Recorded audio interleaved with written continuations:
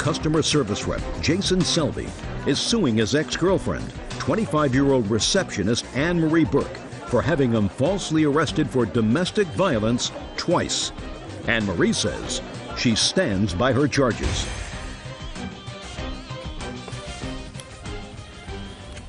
Yes, case number 10 on the calendar in the matter of Selby versus Burke. Parties have been sworn in, Judge. You may be seated, sir. Have a seat, please.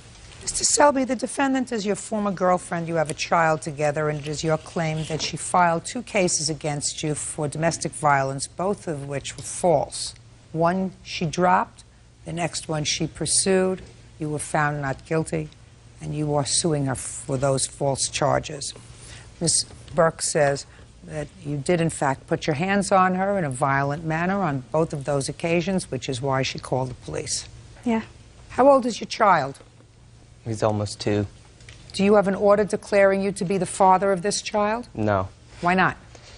My name's not on the birth certificate because she was married when my son was born, and I'm not legally considered the father. He is. He went to court and said that he was the father in my divorce. Okay. Well, he may have gone to say he was the father in your divorce, but has there been an adjudication of paternity in any court? No, ma'am. No. Oh, you are, sir. Listen to me very carefully. I have a surprise for you. You're going to be very happy to hear this. It says the third-party defendant, that was you, Jason Selby, that is your name, is it not? Correct. Is hereby established as the biological father of the minor child, Brendan Selby. Okay. We're going to get you a copy of this, sir. Okay. Thank you. You are the father. You have certain rights and certain responsibilities, Mr. Selby. It's interesting when I read your case, when I read your complaint, the defendant is now living in another area, so you haven't been seeing your son. How old was your son when you two separated? It was about 1.5 years. Okay. Now, Ms. Burke, I'm coming to you. When was the first instance of domestic violence which was the subject of a restraining order that you placed upon Mr. Selby? September. Okay, and tell me what happened in September of 2004. He came. Who was this, by the way? This is the guy that used to live up front, our neighbor, Robert Menu. And what is he now? A witness to both incidents. Okay, this is not the boyfriend that he talks about, is that right? It's not the boyfriend. He's never been my boyfriend. But he came with you to court? Right. And you live in Florida? Right. And he flew with you from Florida? Right. Did you Yes. stay together last night in the same place? They wouldn't give us 2 separate hotel rooms. I'm just asking you a Yes. question. Yes. Okay. I never stayed in the same hotel room with a neighbor when I traveled. I asked, and they said that there was going to be at least 2 separate beds, because I asked her about that, about getting 2 separate hotel rooms. Mm-hmm. You think I believe you? I don't. Let's move on. September 2004. He came to the house, and we were arguing about Brendan, our son. I went into the room, and I was packing my stuff and putting it in a bag. Just a second. So this was a place that you lived together? Mm-hmm. So we didn't come to your house? He moved out. He had moved out when... When had he moved out? Maybe 2 days before that, because he had found a letter, and he went through my stuff. And A letter from whom? Me. It was stuff that I wrote about my feelings, about him and the way he treated me. Okay. And so he moved out? He packed his stuff, yes, and left and went to his aunt's house, I believe. Keep going.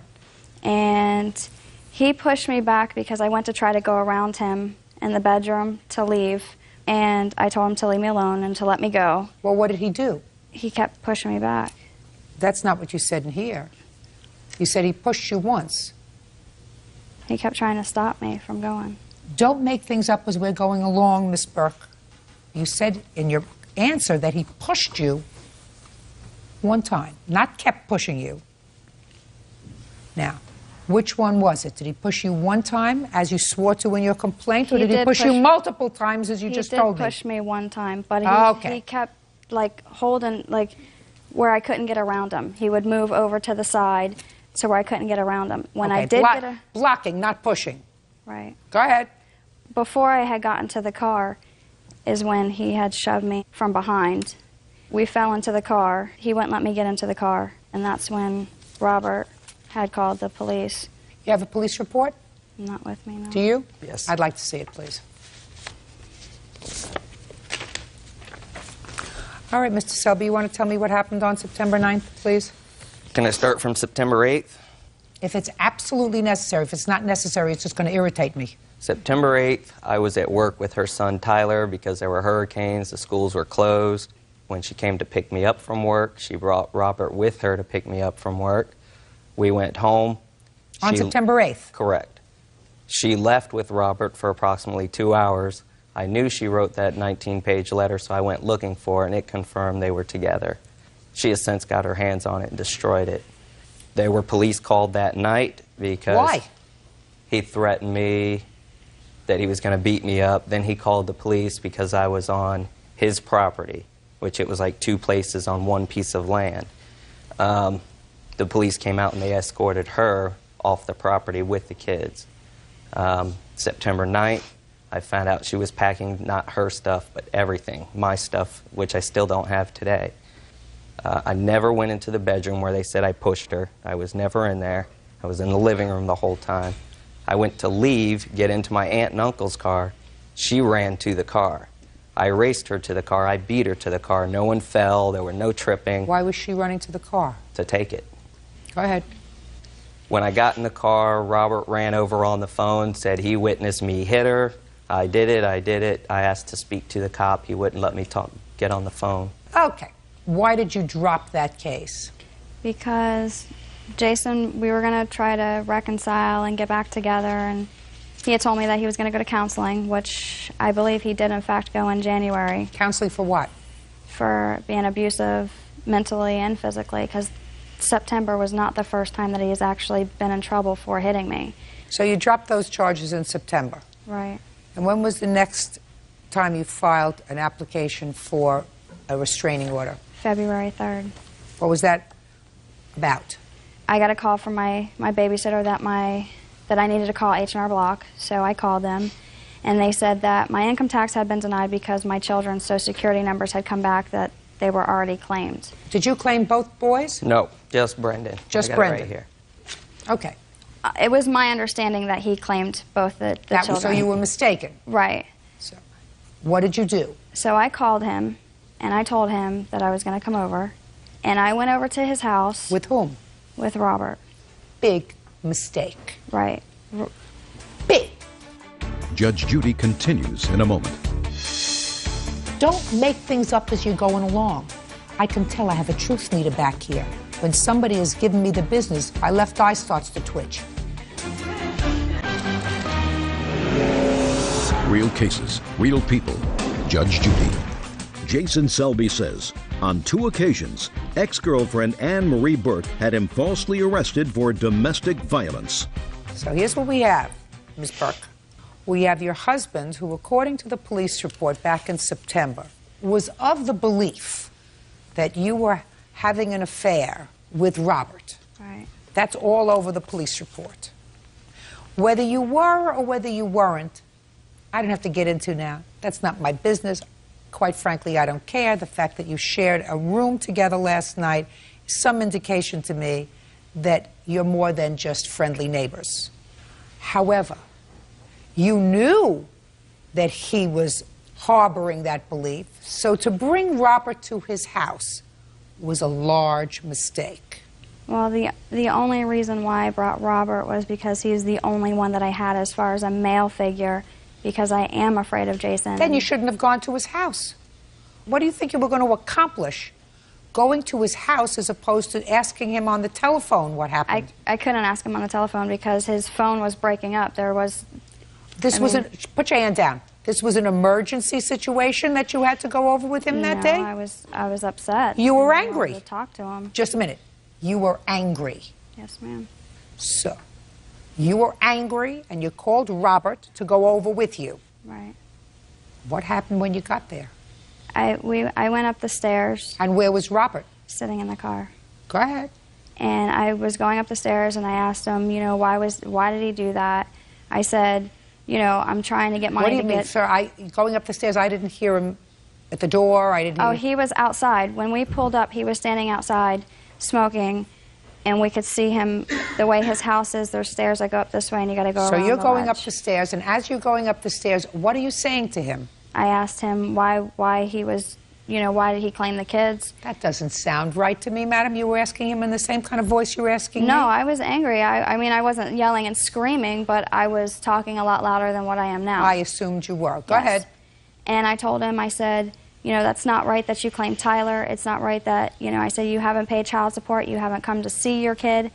And I said, you know, you can at least let me claim the kids. You know, I'm like, I'm trying to make it on my own. That's and not, you weren't having this whole discussion as you're walking upstairs, madam. That doesn't sound logical. If it doesn't sound logical, it's not true. by the time I was steadily I mean, I know talking what from you're the- thinking, but that's not what you were saying to him as you were walking upstairs furious because you had just gotten the call from H&R Block, and the first person you called was Robert. How tall are you, Robert? 6 foot. Yeah. Called Robert to come over with you. Okay. So you're walking up the stairs screaming. Go ahead. I get around the corner, and we start talking, arguing.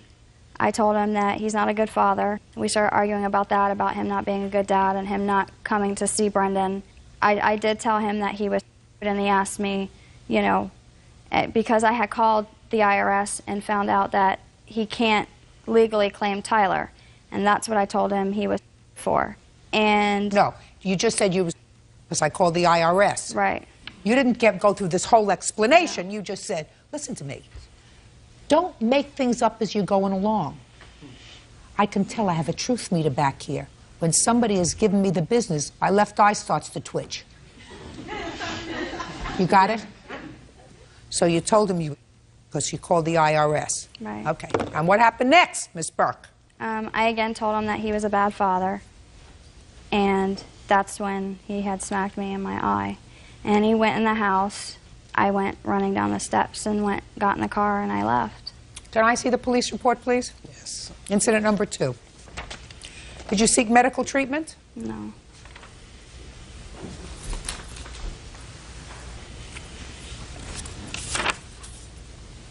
Can I clarify that day? First, on January 24th, I called her because she told me she moved to South Florida and she was living with her brother in South Florida. Up until February 3rd, that's where I thought she was living.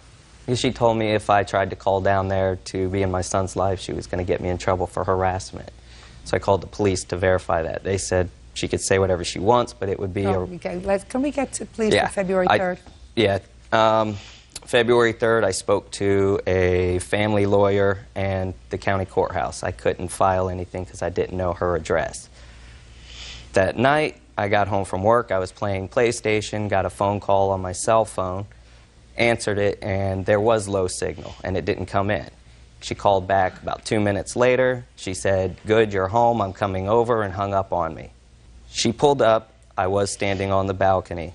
She got out of the car, and her first words were, "You're an effing thief." Go ahead. So I went right in the house, I shut the screen door, and we were separated the whole time by a screen door. Robert, I didn't know he was there until I got the copy of the police report. I never once saw him there. I called the police the minute she said, "You're," and she left. Called the police, explained that she falsified a report once before. I don't want to be in trouble. They assured me I wouldn't be in trouble. Police officer showed up at my door, told me that I was accused of hitting her, and I basically ended up going to jail. How long? For overnight. What I don't understand, Miss Burke, is this. You testified a moment ago that you were afraid of this man, that he had been abusive to you. So I don't understand why you went over to his house. Because I didn't think that having somebody with me that he would do anything. I didn't think that he would do that. The person that you brought with you was sitting, according to you, in the car. Right. And the first words out of your mouth were what? I told him he was a thief. I didn't... No. You told him he was a blank thief. No, I didn't say that. I did not say that. I told him he was a thief. Okay. So the first thing that you said to him was, "You're a thief," as you were walking up the stairs. Yes. You were angry, agitated. Did you think that that was going to provoke him? Especially since you were wrong. You're right. And you think that if you hadn't gone over there to this person that you were really afraid of, that all this would have happened? I didn't honestly think that he would do something with somebody there, because when we did pull up, he was leaning, you know, smoking a cigarette out over the... Well, what did you can see. intend to accomplish, Miss Burke? He had already claimed your son, you thought 2 sons, but he had already claimed your son on his tax returns. That was done. I thought that he would help. You thought that he would help, and your first statement to him was, you're a thief? That's the way you wanted to start this exchange, this friendly exchange? Now, Mr. Selby, have you ever exercised poor judgment with regard to Miss Burke? Yeah, meeting her, unfortunately. Well, I'm not talking about just meeting her. I'm talking about other things. Have you ever exercised poor judgment? Yes. And have you ever exercised poor judgment when the police weren't called? Probably. The primary thrust of your complaint here is that you were embarrassed. For the defamation of character. Right. I can understand that that happened. And I think that you deserve to be compensated for that, because I don't believe that you hit her. Thank you. And clearly neither did a court. If you ever want to have a relationship with this child, it's your responsibility to go into court immediately and seek an order of visitation and be prepared to enter into an order of support for your son. She didn't move out of state, but she moved away from where the 2 of you were living. Certainly, you wouldn't like it if he took the child, would you? I actually set up dates for him to come see his son. How and he far won't away come. did you move? Like 10 minutes. I only live like 10 minutes away from him, and my phone number's then what are never you changed. complaining about, Mr. Selby? To this day, I don't know where she lives. He's always known where I lived, and he knows my phone number. It's never changed. Easy. If you say he knows where you live, where do you live? My new address is 216 Street. When did you move there? Probably like a month ago. Did you give him that address? No. 'Cause So we he weren't doesn't allowed have to- that address. He has my phone number. Listen to me, Miss Burke. I speak English. It's I- my primary language. You say he's always known my address. He's always known where I lived. From the time that he has been trying to visit his son, he has always known the house that I have You stayed said in. that you moved. I moved. I don't understand. Stayed in, lived. You know, you're being slick with me. Don't be slick I'm with not me. trying to be slick. I'm Mr. nervous, Selby, and he's had the you opportunity. go to court, establish an order of visitation. That's what you have to do. She didn't move 100 miles away. According to her, she lives no more than 10 or 15 minutes away from where you live. Is that what you're swearing to today, madam? Yes. Well, that's what you have to do. In order, I tried, but I don't have a physical address where she is. Well, now she just gave it to you. Right. And in the beginning, she moved right in with Robert, so I wasn't There's gonna no go question visit. about that. She identifies Robert, and Robert identifies himself as her live-in roommate. Yeah, it's going to be very That- tough just for a second. me. Very live-in. Judgment for the plaintiff in the amount of $1,500. That's all. Parties are excused. You may step out. Niece, 21-year-old telemarketer Bettina Saraceno, for unpaid rent and attorney's fees. Order. All rise. Quiet, please. Today. Thank you. Your Honor, this is case number 13 on the calendar in the matter of Saraceno versus Saraceno. Parties have been sworn in, Judge. You may be seated. Ladies, have seats, please.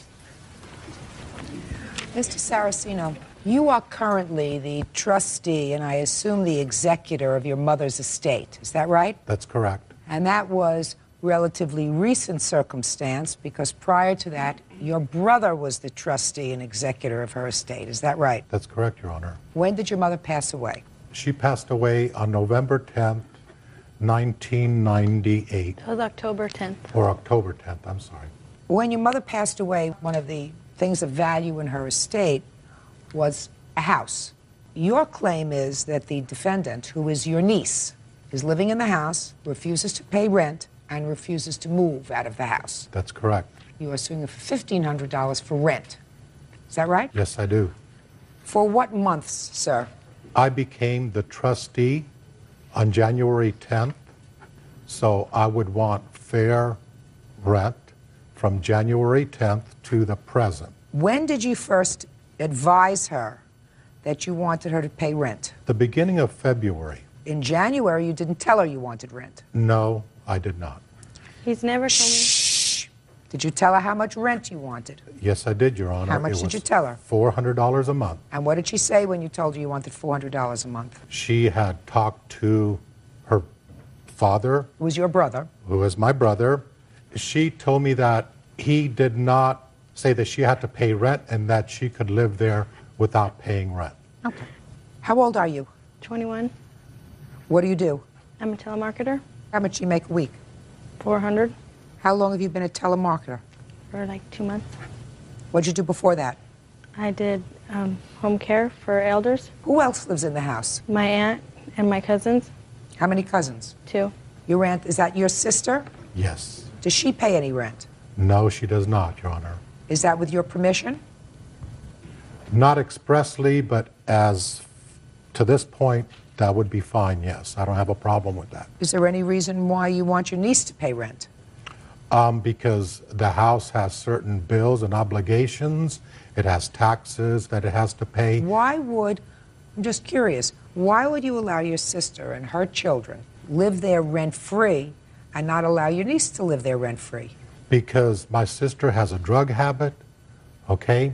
She doesn't have anywhere else to go. The only other alternative is to put her out in the street, and I just don't have the heart to do that at this time. And Well, I'm not finished yet. Well, you may not have the heart to do that, but you can understand why your niece says, why should my cousins be allowed to live rent-free in the house and I not be allowed to live in the house rent-free when my aunt could work just as well as I can? She's a lot older than I am. She could work. And my uncle is letting his sister and her family live there rent-free. I love my grandmother too. Why can't I live there? That's a very good question. I have a very good answer, Your Honor. I'm ready for you, The sir. reason is she just recently moved into that house a couple of weeks ago. Before that time, she had her own house Who's that she she? was living in. Who's she? I My didn't- sister Carmela. She had her own house that she was living in, adjacent to my mom's house, and she was living there rent-free. Your sister was living in another house of your mother's rent-free? Yes, ma'am. Did you sell that house? No, it's still in the trust. Well, is there another tenant in there? Yes, there is. So you put a paying tenant in that house that more than covered the expenses on that house. No, Your Honor. Why don't you sell the other house? There's a lot of legal fees. There are bills that have to be paid. There's a $6,600 electric bill that needs to be paid on my sister's house. Why didn't she pay it? What are you taking that out on your niece for? I am not complaining about that, Your Honor. I am just stating that her house but- cannot be sold because of that. Because of an electric Carmela's bill? house, my sister's house, yes. It's not your sister's house. You said it's part of the trust. None of them have been divided yet. She will get a share of that property. Are the grandchildren mentioned as beneficiaries of the trust? Teresa and Saraceno. But 2 grandchildren, but not the defendant. Correct. Okay. I just want to take a look at your papers as trustee for Okay. property. There you go. Okay.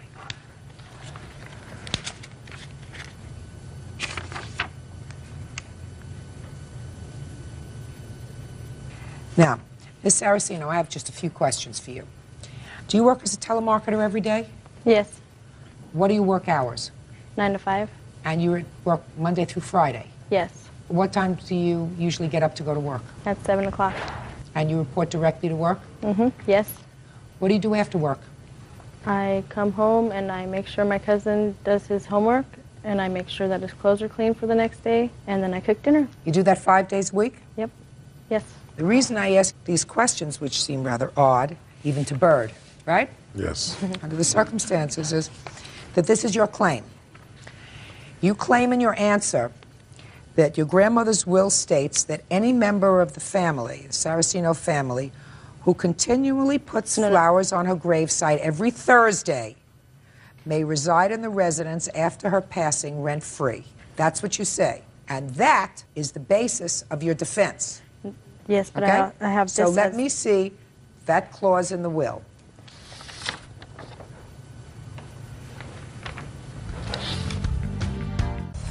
Real cases, real people. Judge Judy.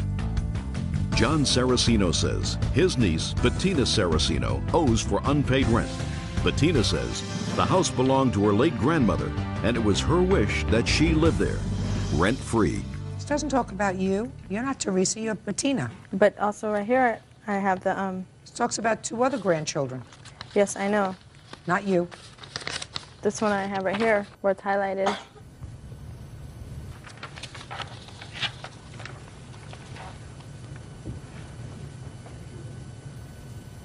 Well, this doesn't say anything about placing flowers on your grandmother's grave every Thursday night. I know. Doesn't say anything about that. All right, so that's not a defense.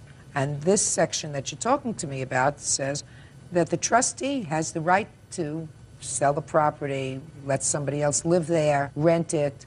So it's within your uncle's discretion whether or not you can live there. You understand that? Yes. So there is no defense for this action. You have to either pay rent or he told you to move, which is very unfortunate. I mean, which is really very unfortunate, because I really think that you're being unfair and inequitable unless there was some reason you would think that your mother would not want this grandchild to have any benefit from her property. Is there any reason? Yes, Your Honor. What is that? The defendant has a drug habit. So does your sister. They both do, yes. And to be honest with you, I would want both of them out. But she doesn't pay rent. She doesn't do nothing. I told her to leave, and she would not do it, Your Honor. You didn't answer my... Just a second. You didn't answer my question, sir. I'm asking you a question. I expect... Just a second. I'm not going to need this witness. She can step outside. If she needs water, go... Madam, do you need water? Do you need water? No. Go outside. Go outside. Don't cough here. Go, go, go, go, go, go, go, go, go, go. Your Honor, ask the question again. I will answer it. Maybe you'll understand it better if I ask it to you this way. Did your mother have a relationship with the defendant? No. You didn't see her? Very rarely. Yes, she did. How rarely is very rarely? Maybe once every 3 months. And what about your sister's children? They lived right next door. Yes, Your Honor. Did your mother ever give you any indication that she was aware of your sister's drug habit? Yes, Your Honor. Excuse me, Your Honor, I lived right across the street. Listen, there is no question in my mind that your uncle is being unreasonable. He would not be unreasonable were he not to have permitted his sister, who he says is a drug addict, and her 2 children to live in the home rent-free. But he is the trustee of this estate. It is his prerogative to tell you to move. That's his prerogative. I don't believe that you had an arrangement with her for rent. You didn't even become trustee until January 10th. And you did not tell her until February that you wanted her to pay rent. Is that right? And there was never an agreement to pay rent by her with you. Correct. He didn't tell me he wanted... Shh. Listen, you're not losing, right? So there was never an agreement for her to pay rent. So what you have to do, Mr. Saraceno, is proceed with eviction proceedings against your niece, if that's what you wish to do, because absent a lease, either an oral lease, which you can have month to month, or a written lease, there is no contract, and therefore there is no contract that this court can enforce. Do you understand? Yes. Good. Case is dismissed. Parties are excused. You may step out. We just have friends come over, that's it. It's like one big crack house, you know? And now the next case. All parties in the matter of Romanchek, Humphreys versus Romanchek. Step forward. 53-year-old homemaker Mary Romanchek and her fiancé, Stephen Humphreys, are suing Mary's son, 18-year-old student Jason Romanchek, for a car loan, a computer, and emotional distress. Jason says the car was a birthday present. According to your complaint, the defendant, your son, took a car that was yours when he left your home, and in addition, he ruined a computer, and he gave you a lot of aggravation, so you want to be compensated for that. Yes, Your Honor. All to the tune of $5,000. So tell me first about the car, which your son says was a gift to him. Okay, Your Honor, I have a receipt, but the car is mine. Well, that's a conclusion. Okay. When was the car purchased? It was purchased a long time ago. Jason stole the pink slip, and he stole the... When was the car purchased? Where is it? Do you know? Around March 29th or so. Of this year? Yeah. Now, the title to the car is in your name and your son's name. How much did you pay for the car? $2,500 something, $3,000. Ms. Romanchek, Yes. your lawsuit involves a car. Get out the receipt for the car so you can show me how much you paid for the car. Your Honor, I cannot give you receipts for the car because Jason took it. Then you must know how much you paid for the car. How do you expect me to decide a lawsuit? I have a little piece of paper in my suitcase that I didn't know I was needed that. A little piece of paper in my little black suitcase. Get it. Where is the suitcase? I haven't a clue. I'm not a Shield suitcase lady. monitor. Thank you. Come this way, man. Could I see the piece of paper, please? And here it is, the price of what was in a vehicle.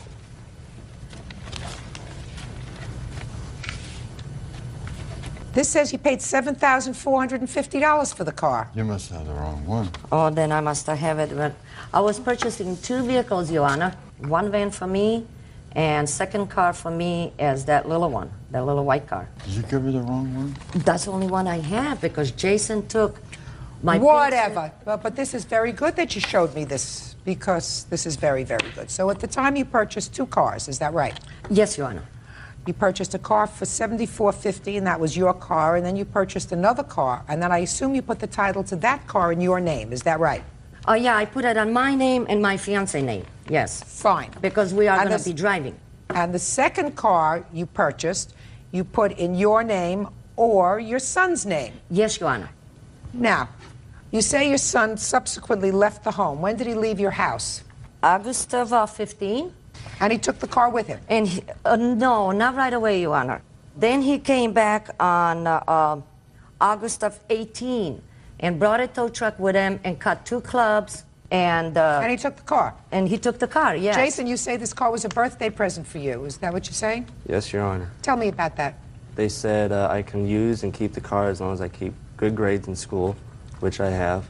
And then the incident between her and her squirrel that she caught, I wasn't going to feed it because it was her responsibility. To feed a squirrel? Yes. Go ahead. And then she went all crazy over it. And then suddenly she just went in my room and just broke the keyboard off the computer. And then she just said that I had to leave or just do whatever she said. So you left and you wanted to take the car? Yes. Who has insurance on this car? Right now there's no insurance. Who's driving it? I'm driving it, but Well, how can you drive a car that has no insurance, Jason? I didn't want to get insurance because I don't know what the whole deal because of this court thing. Did you change the title on the car? We found out that we couldn't because she already changed it somehow. You changed the title just to your name? Yes, Your Honor. When Jason left, I went to... Just a second. Sure. You went to Motor Vehicles and had the car changed to your name only. Yes, Your Honor. So get the police to go and get the car. What do you want from me? I'm not going to make an order for him to pay you for the car. I went with the policeman. He did not give it car to us. He said it was a civil matter. The policeman said that. Well, it's not a civil matter. If you have the title to a car, you haven't gotten the complete title yet. Because right now all that's there is a title that's in both names, right? But you went and changed that to your name. Yes, Your Honor. And you should get something like this, which has a title that is just in your name. Any day. Any day. Well, Yes. once you get it, go and get the car. Yeah, That's Your Honor. it? Yes, okay, thank you. Perfect. Now, tell me about the computer. He got in it and took some parts. Here's the estimate what it cost for me to put my computer back together so I can use it again. To her computer? I took the parts that I purchased. Which parts did you purchase? I took RAM and the hard drive that I paid for. From what money? Well, my friend got it for me, but in trade I gave him a computer that I built by hand. So you didn't pay for this part? Not technically. Not technically. And what other part did you take out? The hard drive. Isn't that an important part, Bert? Very, very important. I mean, I don't know anything about computers, but That's a why hard we keep all that drive, information. sounds like a very important part. More What than made that, you Your take Honor. out the hard drive? I purchased it. How much did you pay for it? 30 or something like that. Why did you take those things out if you knew that it would render the computer inoperable? Because I paid for it at the time. You were nasty. So if what you paid for was maybe $30 from all these things and you rendered your mother's computer inoperable, that was pretty nasty. Right? I guess. You guess, I'm telling you. Your Let me Honor, see. I can tell you where he got the money to pay for it. No, I don't want the computer, sir. I don't touch those He things. got the money to pay for it. He took my part that he came with the computer. You ask him where he got the money? He sold it to my older son's wife for $100 to do the other thing. Then he took everything out. That's when you ask him about the money. To put it back to the original way it was when it was new. How much did you pay for it? I paid $990. Certainly, certainly, he had no reason to incapacitate this computer. You understand that? Yes, Your Honor. You know, you just did it to be nasty. What'd you do with the 2 pieces that you took Put out? them in my new computer. You have any other children? Yes, Your Honor. I have one older one, and he turned out pretty lousy. I don't The know older why one he too? was no good. Pardon me? The older one too? Yes, Your Honor, yes.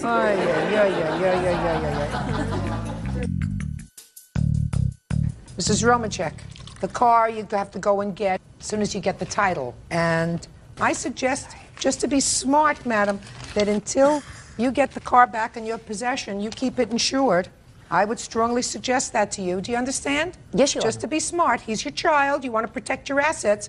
I would suggest you put an insurance policy in effect on that car just to cover yourself. You're not getting any money for doing that, but you are going to get money for the pieces that he took out of your computer in the amount of... Sadler is suing his ex-wife, student Anna Russell, for an unpaid loan and money he claims she stole. Anna says she owes Steve nothing.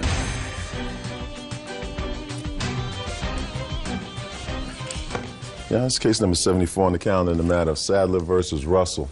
Parties have been sworn in, Judge. You may be seated. Mr. Sadler, I have a question, and it has absolutely nothing to do with the case. Did that outfit come with a jacket? No, ma'am. Oh, okay. I just curious. Actually, I grew out of it. You grew out of the jacket? Okay. I mean, the outfit looks nice. It just looked as if it wasn't quite finished.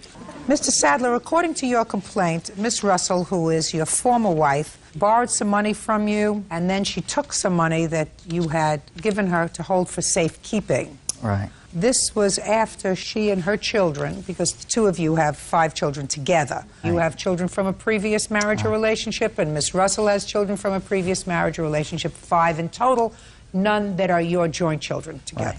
And you were divorced, and then after a couple of months decided that it was a mistake to get divorced, so she moved back in with you, and that, again, didn't work out. But it was during this period after the divorce that is your claim that these loans took place. $900 that you claim was a loan, and $3,600 that you claim she actually stole from you. Well, more or less. So give me some dates, Mr. Sadler. When were you married? 2001. December of 2001, I believe. I'm sorry, 2002. And when were you divorced? October of 2004. And when did Miss Russell and her children move back in with you? In December. And when did she move out? End of February. February 23rd, I believe. Okay. Do you have custody of your children? Yes, ma'am. How many children do you have? I have 3. Now let's talk about the loan first. The loan was made, according to you, in December of 2004. Right. Tell me about the loan. Basically, she had decided she wanted to go bankrupt so she could be a stay-at-home mother. And so I had her pull $1,500 out of my home equity. And we actually spent $600 of that on bills, and the additional $900 left was supposed to go into savings where I was going to pay an attorney for her to go bankrupt when that time came. But the money never went into savings or checking. She just held on to it, and it went with her when she moved out. And she never did go bankrupt. And she ended up, from what I understand, just using money to catch up her bills. Miss Russell, when had you accumulated this debt that inspired you to think about bankruptcy? Most of my debt was acquired when we were married, and then also in some of our separations. But I've always kept my credit up to par. I mean, I had like 16 revolving accounts, no lates, anything. And during the time that we had discussed me going bankrupt for the family, I didn't pay my bills, and then... Could you look at me? Yes, ma'am. There's a simple question that I asked you. Okay. When did you accumulate the debt which inspired you to think about bankruptcy? Over time, between 2001 through 2004. Credit cards? Yes, ma'am. 16 credit cards? Well, I have I don't have 16 credit cards. I have 16 revolving accounts. I watch my credit like a hawk. What do you mean 16 revolving accounts? You have lines of credit at banks? Well, I don't owe any money to a bank per se unless it's through like Target Visa or Wachovia Visa. So then why were you contemplating bankruptcy? When Stephen and I were together, I did spend majority of the time as a homemaker, and then I would, go to school, and I did have odds and end jobs. Stephen works on commission, and this past year it dropped significantly, and we had discussed from talking to neighbors and things like that that maybe I should go bankrupt and it's not so hard, and with the idea that Steve and I would be together forever, I didn't have to worry about having my name on a mortgage or having my name on another car loan, that he would take care of that, and then it would relieve some financial burden for us. How much in debt were you? We weren't going to go bankrupt on my car because my mom is actually a co-signer, or actually she's the primary for me on that, and we were going to substantiate. How much in debt are you? I don't know. I didn't add it up. I didn't go that far. I owe like maybe $8,000 on my Target Visa, $6,000 on my Wachovia Visa, $2,500 maybe to Rooms to Go, and there's Sam's Club, Home Depot. I think I owe them like $2,000. What do you do for a living? I am a student. I moved home with my mom and wait tables and things like that. Your children live with you? Yes, they do. You get child support for your children? Yes, ma'am. How much? I get $125 a week. When was the last time you held a full-time job? I'm not really good with dates. Are you very good with jobs, is the question, Miss Russell.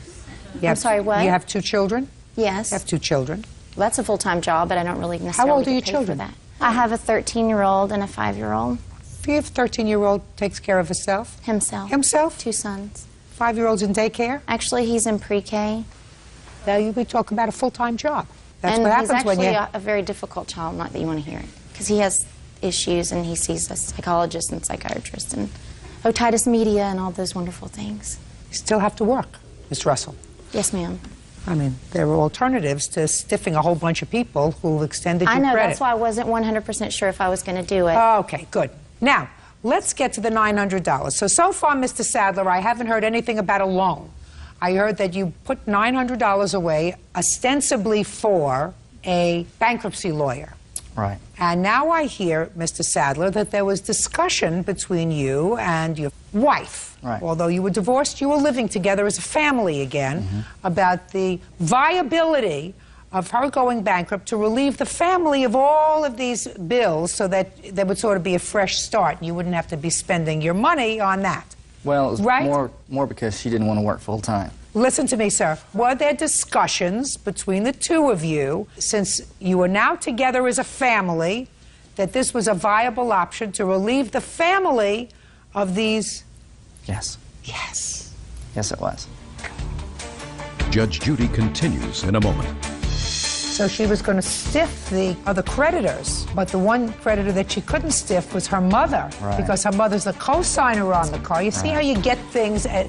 Just let people talk and then it all comes together. And later today... I ran over there and tried to fish the fish out of the tank with a net and put them into fresh water, hoping that I could save their lives. They were kind of floundering around, but I mean, there was still some sort of life in them. And they all died? Yes, ma'am. Real cases, real people. Judge Judy. Steve Sadler says ex-wife Anna Russell owes for an unpaid loan to retain a bankruptcy attorney. Steve also claims Anna stole money from him. Oh, so now you can tell me the story about Mr. Sadler, the $3,600 that you claim Miss Russell stole from you. Okay, basically I got a lump sum of child support from my first wife, and with her going bankrupt, I had agreed that we would use the money, basically like an investment in our family, to pay down on her car, because she was going to keep her car, and that would lower that payment. But the money never got used, and our relationship just kind of went downhill, and basically I told her, I wanted to put the money in savings account because I wasn't sure where, our relationship was going, and I wasn't going to pay it towards her car if we were going to break up. Is that what you said to her? At the time you gave her, according to you, the $3,600, you said, I'm not putting it in a checking account. I'm giving it to you to pay off your car. But if we break up, I want you to give me back the money. Well, that never came out, but, she understood that because she Don't tell me what she understood. Well, this is a court, Mr. Sadler. It was like this. She had even made a statement to me that, we would discuss it if we decided she was going to use the money for something else other than what we had talked about. You talked about just paying down the car or paying down the credit cards? Well, first it was the credit cards, and then she decided to go bankrupt, and then it was, since she was going to still have her car, just use it towards her car. So she was going to stiff the other creditors, but the one creditor that she couldn't stiff was her mother, right, because her mother's the co-signer on the car. You see how you get things at... Just let people talk and then it all comes together. Good thing that they strengthened the bankruptcy laws in this country. Financial planning is not bankruptcy. People sort of think that financial planning is another term for bankruptcy. Okay. How much did you earn last year, sir? Last year I earned roughly $45,000. And how much do you get in child support for your 3 children? I get, for 3 children, I get $50 a week. For 3. What does your former wife do? I think she works at a daycare at a gym. But she kind of goes in and out of jobs. That's the reason you have the custody of your children. Well, there were other reasons, but okay. Okay. Does she see her children? Not anymore. She's actually talking about getting for the summer because she lives in another state. Well, if she gets them for the summer, sir, if you agree to that, you tell her that you'll give her $50 a week for the 3 children. Actually, I'm not going to see give how her... that flies. I wasn't going to give her anything. Right. Now, the $3,600 he gave you, under what circumstances? I think Stephen felt guilty because when we would break up, he would also spend money too. And he was taking out a line of credit towards the house. And even though we were a family unit, the money was only going to go towards his bills, but not help me with mine. And I think that he felt guilty, and that he said if he ever did get the money from Misha, which is the back child support, and I did raise the children for that time, that I could have it, because he considered it like free money. I can even remember when I was even at home with him and my mom was on the phone and he was saying if he did get the money, you know, that I could have it. And I was like, Mom, you know, you need to write down this date, because we didn't really know, because we have an up and down relationship. And I got it, Miss Russell. Okay. But he did give me the money and I didn't steal it. What did you do with it? I paid it towards my bills. And just to let you know, I didn't just want to go bankrupt. It was, I mean, he was even saying, you know, you need to go bankrupt before these laws come into effect. It's going to be harder. Well, whatever. But I do In any care... event, Mr. Sadler, I don't hear anything about a loan, sir. I don't hear anything about a loan for the $900. And I read your complaint very carefully, which I don't buy. I'm going to tell you why I don't buy it. Your complaint, which you swore to, says, she wanted to file bankruptcy and asked for my help, so I agreed to loan her $900 to retain an attorney. Well, that's not true. That's even not what you testified to today, right? So that's false. Then you say, in January, I received $3,600 in back child support from my first wife. I cashed the check. I was afraid if I put the money directly into my checking account, I would spend it. So I gave the entire sum to Anna to put aside for us. Right. Now listen to me. In the previous paragraph of your complaint, you say she wanted to file for bankruptcy because she had spent money that she shouldn't have. And then you went on to tell me I agreed to loan her the $900, and then she went on a spending spree and spent approximately $5,000 on her credit card because she knew she was going to file a bankruptcy, so she might as well work up the credit cards, right? Now, a month later, as irresponsible as that is, right? So you would say this is irresponsible, right? Right. She was going to file bankruptcy, which means she didn't have money. So she said, I'm going to go out and jack up my credit cards, probably buying things, Christmas presents and things like that, month of December, right, sir? Well, but according to you, she did that, and that was financially irresponsible. So the next month you get the $3,600, and since you didn't trust yourself by putting it in your checking account, you gave it to Miss Responsibility to hold for us. Steve Sadler says ex-wife Anna Russell owes for an unpaid loan to retain a bankruptcy attorney. Steve also claims Anna stole money from him. I don't buy it, Mr. Sadler. I don't buy the $900 loan to your former wife, and I don't buy the fact that you gave her this money to hold for us. I believe that you gave her this money to pay down her credit card debt, and she owes you absolutely nothing. Zippo, nada, goodbye. Parties are excused. You may step out. It's about getting back what I felt like should have been returned to me in the event our family fell apart. He actually had me served with papers trying to have me arrested, saying that I stole the money. We've broke up, God, probably 16 times in the last 4 years, and I'm not about to say it's the last time. I'm currently reading the book, He's Just Not That Into You, and if I had to give my own words of it, I would have to say he's just not that into you if he sues you and tries to have you arrested. And now the next case. All parties in the matter of Lee versus Gann. Step forward, please. 20-year-old student Jonathan Lee is suing his former friend, 20-year-old student Christopher Gann, for killing his fish when he dumped soap in his freshwater aquarium. Christopher says it was an accident. Your first name is Jonathan? Yes, ma'am. And you're Christopher? Christopher. And you used to be roommates. Yes. How long were you roommates? About a year. You go to school? Yes, ma'am. What year are you in? I'm a third year, ma'am. I too have a third year. What do you want to be when you grow up? Computer science. You don't want to be a veterinarian, do you? No. Jonathan? Yes, ma'am. Christopher destroyed your fish tank. Yes, ma'am. And based upon those relics there, it was a big fish tank. Yes, ma'am. And he destroyed your fish tank with soapy water. Yes, ma'am. Killed all the fish. Yes, ma'am. He says it was the fish's fault. More or less, ma'am. They were in the wrong place in the apartment. Yes, ma'am. And he tripped over them. Is that right, Christopher? I read your answer. I kind of bumped into the tank, which because you say in your answer, the tank and the fish was placed in a high-traffic zone. Yeah, I have a set of photographs with the picture of where the tank is, and it's I'd like to see that. Oh. Okay. When did this happen? Sometime in November. Jonathan, when did it happen? November 18th, 2004, ma'am. And you came home and found everything destroyed. Yes, is that ma'am. right? Okay. And this is where the fish tank was? Yes. And it wasn't on wheels, was it? It's on cinder blocks. It's not one of these remote-controlled fish tanks that move around? No. How long have you been living in this apartment?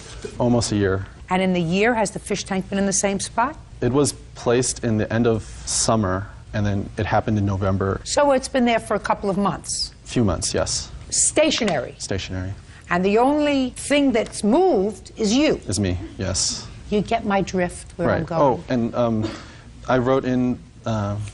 So why don't you tell me, Christopher, how this happened and why you don't think that you're responsible to your former roommate for replacing his fish tank? First off, I have a copy of our rental agreement which states that no pets should be allowed and that no things should be placed in hallways that obstruct movement. So what had happened was I'd filled this bowl with soap, concentrated hand soap and water, and I was walking from the kitchen to the garage because I wanted to spot clean my shoes.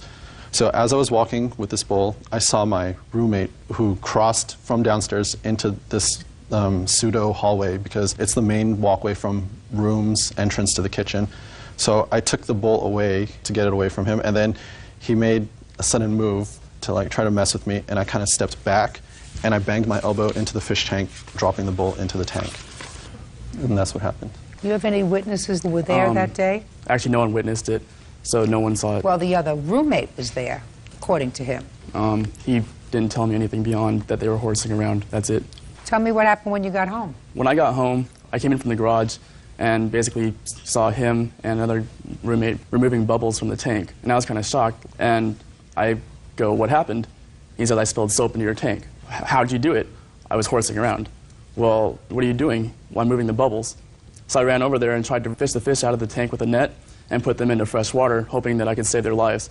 They were kind of floundering around, but I mean, there was still some sort of life in them. How many fish did you have in the tank? I had sitlets and plecos and a gourami, ma'am. I was trying to breed them. So you had 6 fish? I believe I had 7, 9, 10 fish and 2 snails, ma'am. And they all died? Yes, ma'am. Christopher, listen to me carefully, sir. Whose fault do you think it is that all these fish died?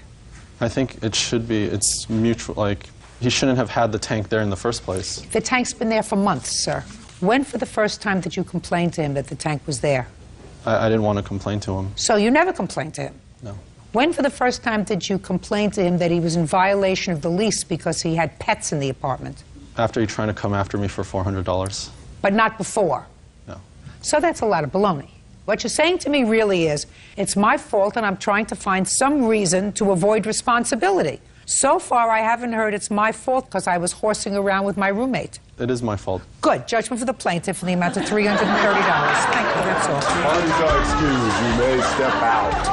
I think it's... Construction worker Patrick Wallentyne is suing fellow partygoer, security officer Ed Tomaselli, for dental bills as a result of being punched in the mouth. Ed claims Patrick was the aggressor. All rise.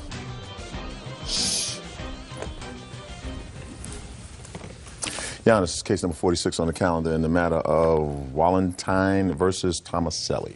Parties have been sworn in, Judge. You may be seated. Folks, have a seat. Mr. Wallenstein, it is your claim that the defendant assaulted you at a party, causing you physical injury. You had substantial dental bills. You still have some work that has to be done. You want to be compensated for the assault. Mr. Tomaselli says that you started it, he finished it, and you were unruly. You touched him first, and he acted in self-defense. Is that correct, sir? Yes, Your Honor. Okay. What is your name? Amber Triola. This is the lovely Amber. Sit down, Amber. I'm not with you yet, but I will be. When did this happen, Mr. Wallenstein? If I could recall the exact date, it would be The questions April are going to 3rd. get harder. Listen to me, Mr. Wallenstein. The questions are going to get harder. The date should be something that's fixed in your memory. The night of April 3rd, 2004. See, we're not going to play with each other. The only one that has a good time here is me. And you and the lovely Miss Amber were at a party together? Yes. Whose party was it? Kind of my party, a going-away party. Going from where to where, Mr. Wallenstein? I am from New Mexico, so I was visiting. I do live in Seattle right now. And in whose house was the party? It was kind of an office building that they renovated into a music venue. And how did Amber get to the party? On her own, driving. You don't know how she got there? No. Was she a friend of yours before April 3rd of 2004? Yeah, we've known each other for about 3 years. But you did not know Mr. Tomaselli? I did not know. All right, so give me your version, please, of what happened on the evening of April 3rd. It was going well. The music was going. I did notice Ed and his friends hanging out at the party earlier. I didn't. Mr. Wallenstein, I'm sorry. could you try to focus on me, sir? Focus on me. Not up in the air, not in the heavens, not at your shoes. Try to focus on me. So when you're thinking, you can think and look at me at the same time. Okay. Okay. To my left, Amber was standing in the corner, talking with some friends. We gave each other a hug. We ended up talking for about another 5 minutes. Finished continuing going into the hallway where Ed was standing. She said, "Oh, hi, Ed. This is my friend PJ." "Hi, Ed." And instead of extending his hand out to greet me, he just cocked back and punched me in the face.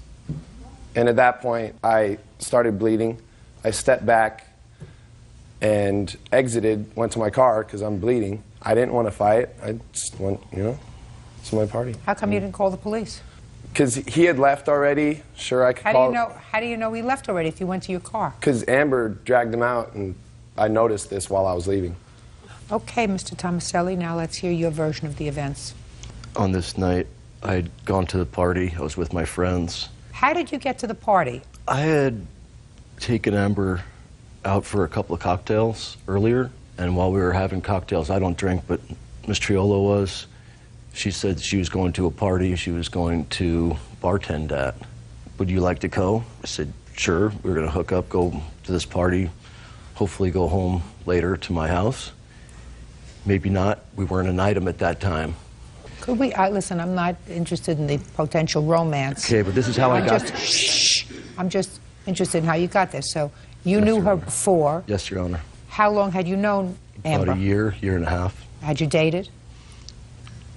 Yes, Your Honor. You dated exclusively or just off and on? Off and on. All right. So you saw her on the evening of April 3rd. You had a couple of drinks with her, and then she invited you to come to this party. I did not drink, Your Honor. I don't drink. I haven't drank in years. I'm a wrestler, athlete, professional athlete. Okay. I didn't drink. So I went to this party. Amber was already there. We were standing in a circle. Who was we? Me, my friends, and Amber. Could you look at me when Mr. Wallenstein came in from outside, started snuggling up next to Amber. Amber introduced us all. I said, "That's messed up," because they were snuggling. I thought I was going to be with Amber, so I walked away. When I was walking away, Mr. Wallenstein came up behind me, pursued me down this hallway, and said, "What's up, dog?" Okay, he did not put his hand out. He had his hand clenched, and he reached out to me. Through my experience... How did you see that, sir, if you were walking away and he was behind you? I was in the hallway where I turned around to see what was going on. I walked through the hallway. There was a lot of people. I turned around to see where my buddies were, and Mr. Wallenstein was behind me. Yes. He put his hand on my shoulder, said, "What's up, dog?" How did he put his hand on your shoulder? Reached out towards me. Touched your shoulder. Yes, Your Honor. Yes. At that time, I turned around and said, "I'm not your dog." And yes, I did hit him. Through my experience and expertise, I know when someone comes up behind you and says, "What's up, dog?" he has bad intentions. A man this size has the potential of hurting me, someone my size, very badly. All right, Amber. Front and center. You and Mr. Tomaselli were out earlier that evening? Yes. Mr. Tomaselli did not drink? No. You got to the party? You went with him? No. You went in your own car? I believe so, yes. Try getting it more specific than that. Did Yeah, you go in I your own drove. car or did you go with Mr. Tomaselli? No, I drove. So you met there? Yes.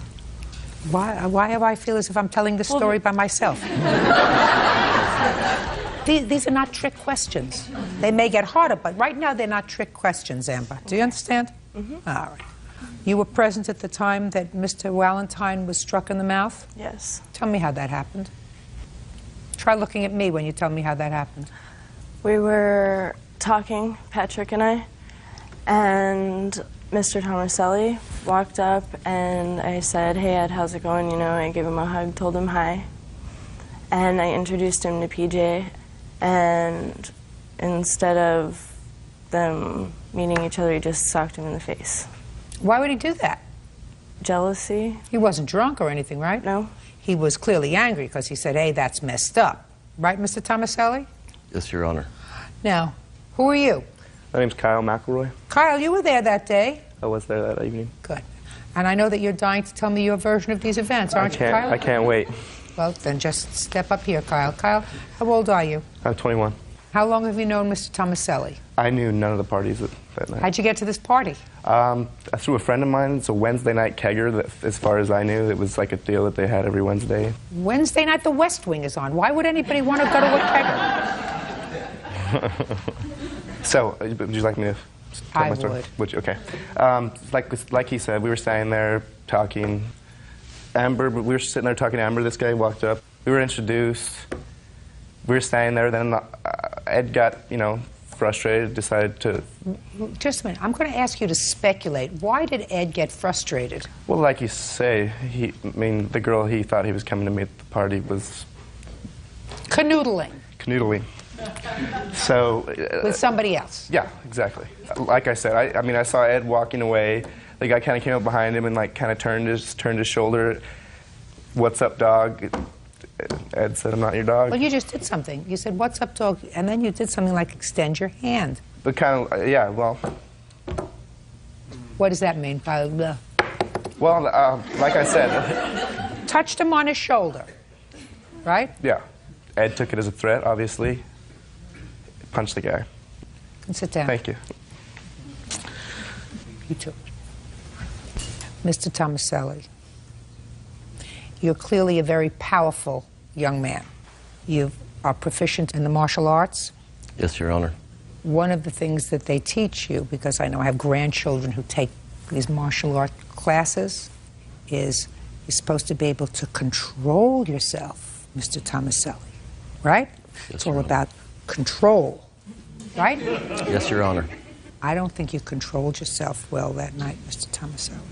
I think you got very angry. You can't even make an excuse that you'd had something to drink, but you hurt him badly. And there was no aggression on his part, not even according to your witness. He was probably stupid drunk, but he's just sort of a big goof. Mr. Tomaselli, I want you to trust me. He's really just sort of a big goof. If you say so, Your Honor. Well, Mr. Tomaselli, he didn't come up behind you, spin you around, and punch you. He came up, he put his hand on you, and said to you, "What's up, dog?" Now, I don't know what that means, and I may be out of things. My children are older than Officer Bird's children. Do you know what "what's up, dog" means? What does it mean? How you doing, man? How you doing? That's what it would seem to me to mean. What's up, dog? It's not necessarily a term of endearment, but it's not, choose your weapons. We're going to, we're going to joust. Not from my mouth, at least. Oh, you're just a big... Can't see. Doughboy. He's you know, you know what I mean? Mm-hmm. You know what I mean? Yeah. Not a bad guy. Let me see your dental bills, Mr. Valentine. The first occurred is for the infection. I got all puffed up and in pain. I couldn't sleep for 3 days, and You're right. that I had know. to get antibiotics, painkillers, so I could finally sleep and go back to work. Which tooth was it? The tooth that's missing? Yeah. That one? You need an implant there? I still need to get my implant. Judge Judy continues in a moment. And later today, Where did you pick Mr. Holloway up? Commerce Casino. Who else was with him? 2 other gentlemen, like young, like 2 20-year-olds or something like that. Maybe that's what you were fighting with your fiancé about. real cases, real people. Judge Judy. Patrick Wallentine says fellow partygoer Ed Tomaselli punched him in the mouth.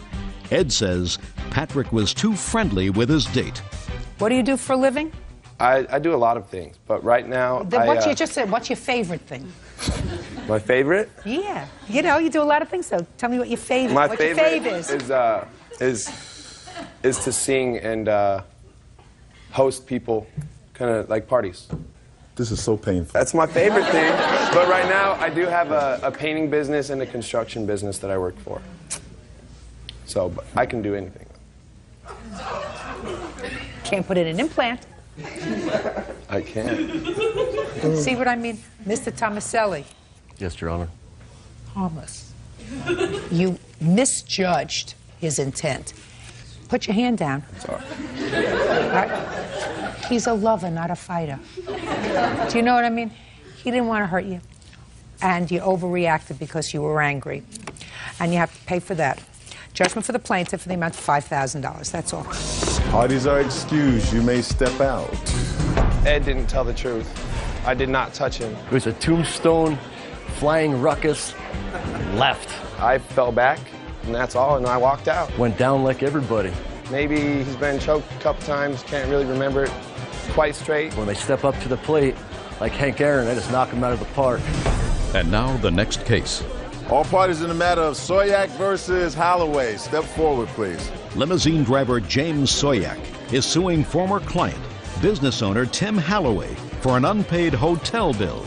James says Tim is a scammer. Mr. Holloway, how old are you, sir? 33.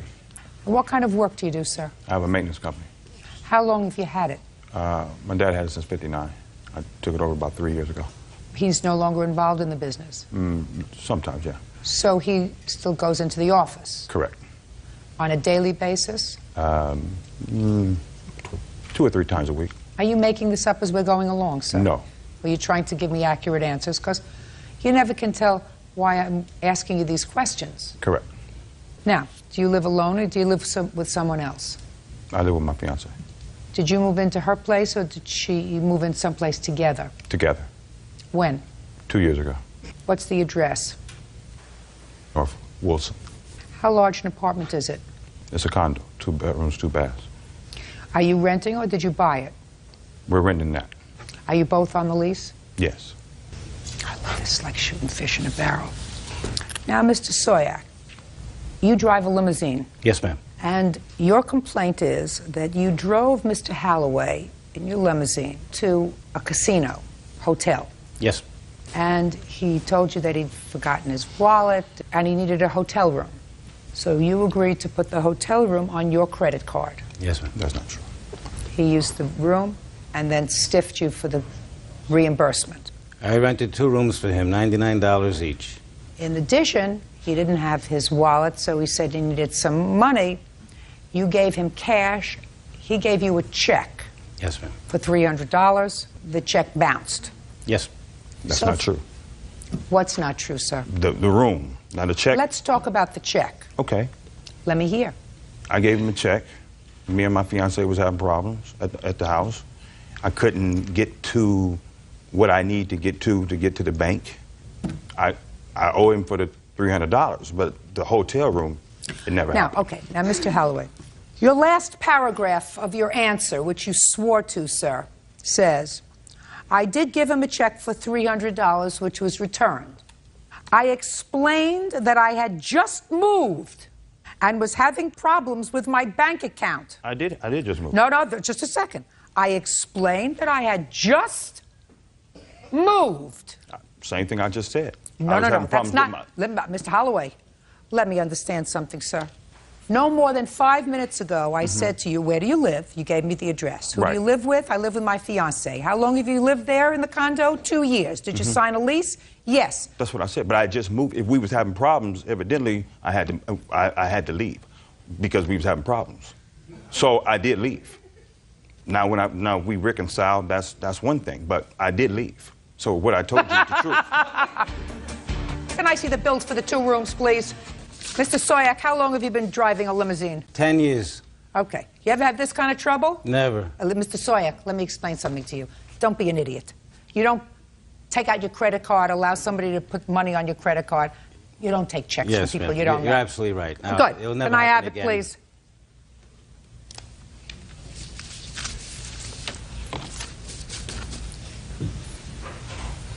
The rooms you rented for $99, but he certainly did a lot more damage than the $99. He drank everything in the bar. Plus movies, plus phone calls. I never went in the room. Okay. You owe him a whole bunch of money, sir. You owe him for these 2 hotel rooms. Who else was with you? Who else was with him, Mr. Soyak? He found a couple of young gentlemen. They were walking the street while we were in Old Town Pasadena. And he claimed he's a music producer. And I don't know how he knew these guys can sing, but he made friends with them and invited them later to be picked up in the car. And we drove them also to the Commerce Casino. He didn't want the other two men to sleep in the same room as him, so he wanted me to get a separate room for them. That's a lie. That never happened. It's not a lie because I have my witnesses Mr. Holloway, here. Mr. Holloway. I have my witnesses here. My other driver that picked him up Sunday. So you dropped him off and somebody else picked him up? Yes. Who picked him up? Richard. He's my co-driver. Step up, sir. Your last name? Thompson. Where did you pick Mr. Holloway up? Commerce Casino. Who else was with him? 2 other gentlemen, like young, like 2 20-year-olds or something like that. Maybe that's what you were fighting with your fiancé about. Judgment for the plaintiff in the amount of $1,113. That's all. Step out. Thank you.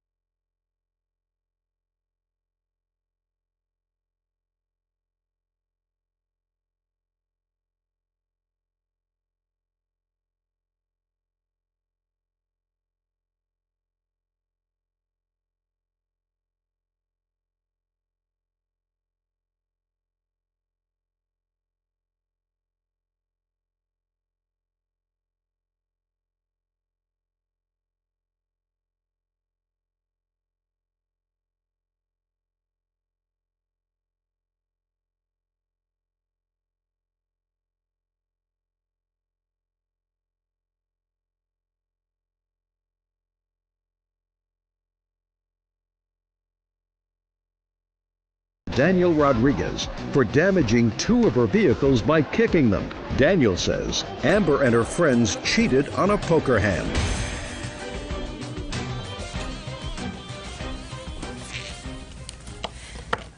Now, this is case number 91 on the calendar in the matter of Hunting versus Rodriguez. Parties have been sworn in. You may be seated. Ladies, have a seat, please. Miss Hunting, according to what I read, there was a poker game that was going on in your home? Correct. And the defendant was one of the participants in the game. There was some sort of a disagreement as to who had the winning hand. Defendant lost, and you claim that in a tiff, when he left, he damaged your car. He says he didn't do it.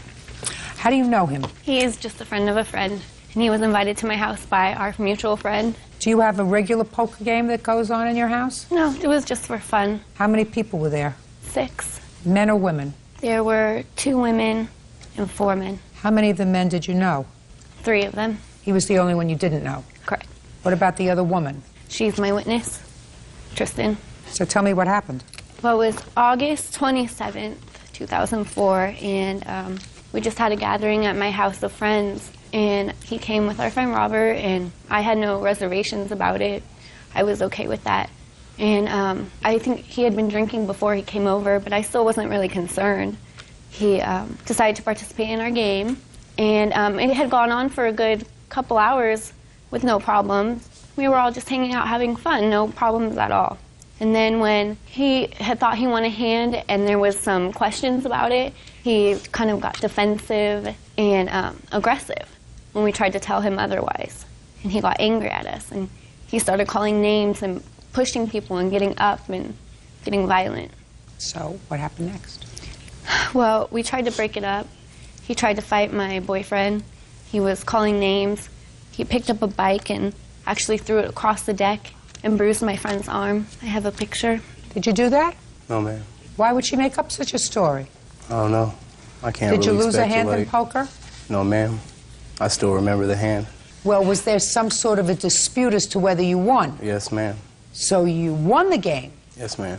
and then they told you you lost the game and couldn't take the money. Actually, her boyfriend had agreed that I won, and then she jumped in the middle, tried to read his cards, said, "No, you won, look at your hand."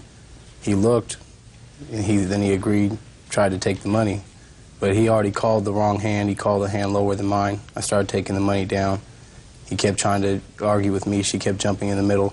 I admit I did call her, but it wasn't really directed towards her. It was like, I don't want to hear what any have to say when 2 men are playing a game. It's our money, it's our game. No one else is in the game. The women weren't playing? No, they already lost. Sorry. They already lost all their money, so there was only 3 But the people women left. had been playing, Yes, ma'am. and you did play with the women. Yes, ma'am. So it wasn't as if you don't want to play with women, that it wasn't Oh, just no. a man's game. No, we were all playing. They lost. There were 3 of us left. And nothing happened with the bicycle. No, there was a bike in the way, but I was getting pulled out of their house, and I bumped into a bike. I never picked a bike up, threw it, or anything like that. Okay, then according to you, Miss Hunting, Mr. Rodriguez damaged your car when he left. How did he damage your car? He damaged 2 vehicles. He was inside, and it took a good 15 minutes to get him calmed down. We were trying to calm him down. He wouldn't calm down, so he was physically removed from my house. How was he physically removed? By our friend Robert. Is that right? Yeah, he escorted me out of the house. He pulled you out? Yes, ma'am. You didn't want to leave? No, her boyfriend had tried to start a fight with me, so I stood up. We were going to fight, and he didn't want to fight, and then her mom came in, said we're going to call the police, told her to call the police, you know. They're trying to rob me of my money. So you still felt as if you were owed that money Yes, in the ma'am. pot. So you didn't want to leave without your money. No, ma'am. So you were pulled out by Robert. Yes, ma'am. And what happened when you were pulled out, Mr. Rodriguez? Well, he pulled me out, but right before the door closed, I said, look, you know, I'll leave, but I want my money, at least the money I put into the pot in the beginning. They went and got my money. He gave it to me. He walked to his car and got in and left. Who walked to the car? Me and Robert. Robert was the one who had brought you there? Yes, ma'am. Who was a friend of yours? Yes, ma'am. Is he still a friend of yours? Yeah. See him? Yeah. He lives on the same street, so yeah, we see Good. each other. And you claim that he damaged cars when he left. You have any witness? Did you see him do that? I actually have Robert here as a witness. Really? Bring him in. And Robert is your friend. Yes, ma'am. So Robert wouldn't lie for her. I can't speak on that. He's intimate with her friends, so a lot of people do a lot of things when they're with somebody. I don't think that's important.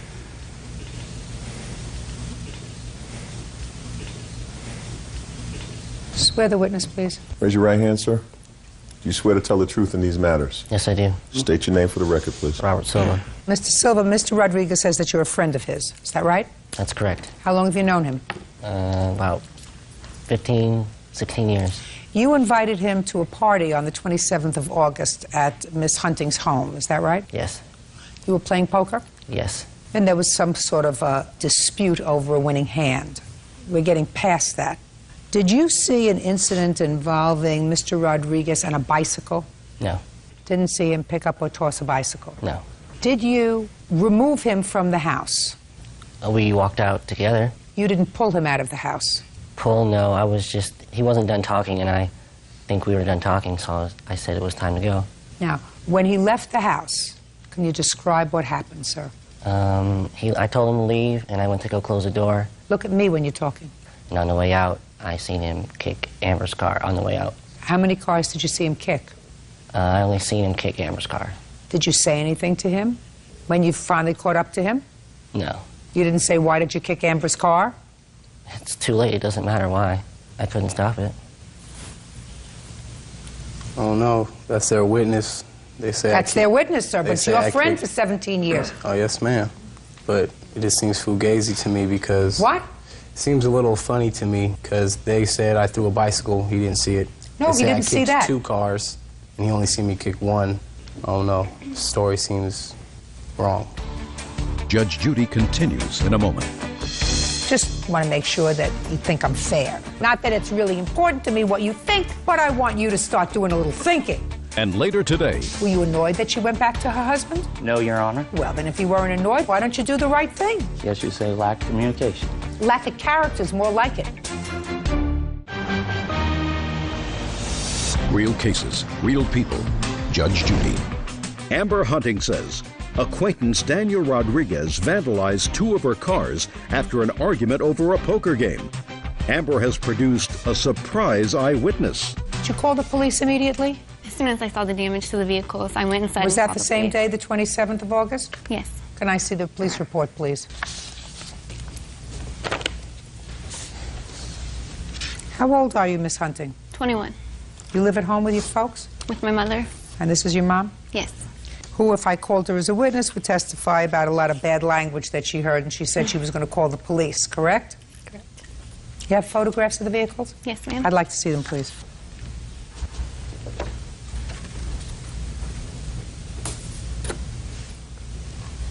Well, the detective who responded saw the following, Mr. Rodriguez.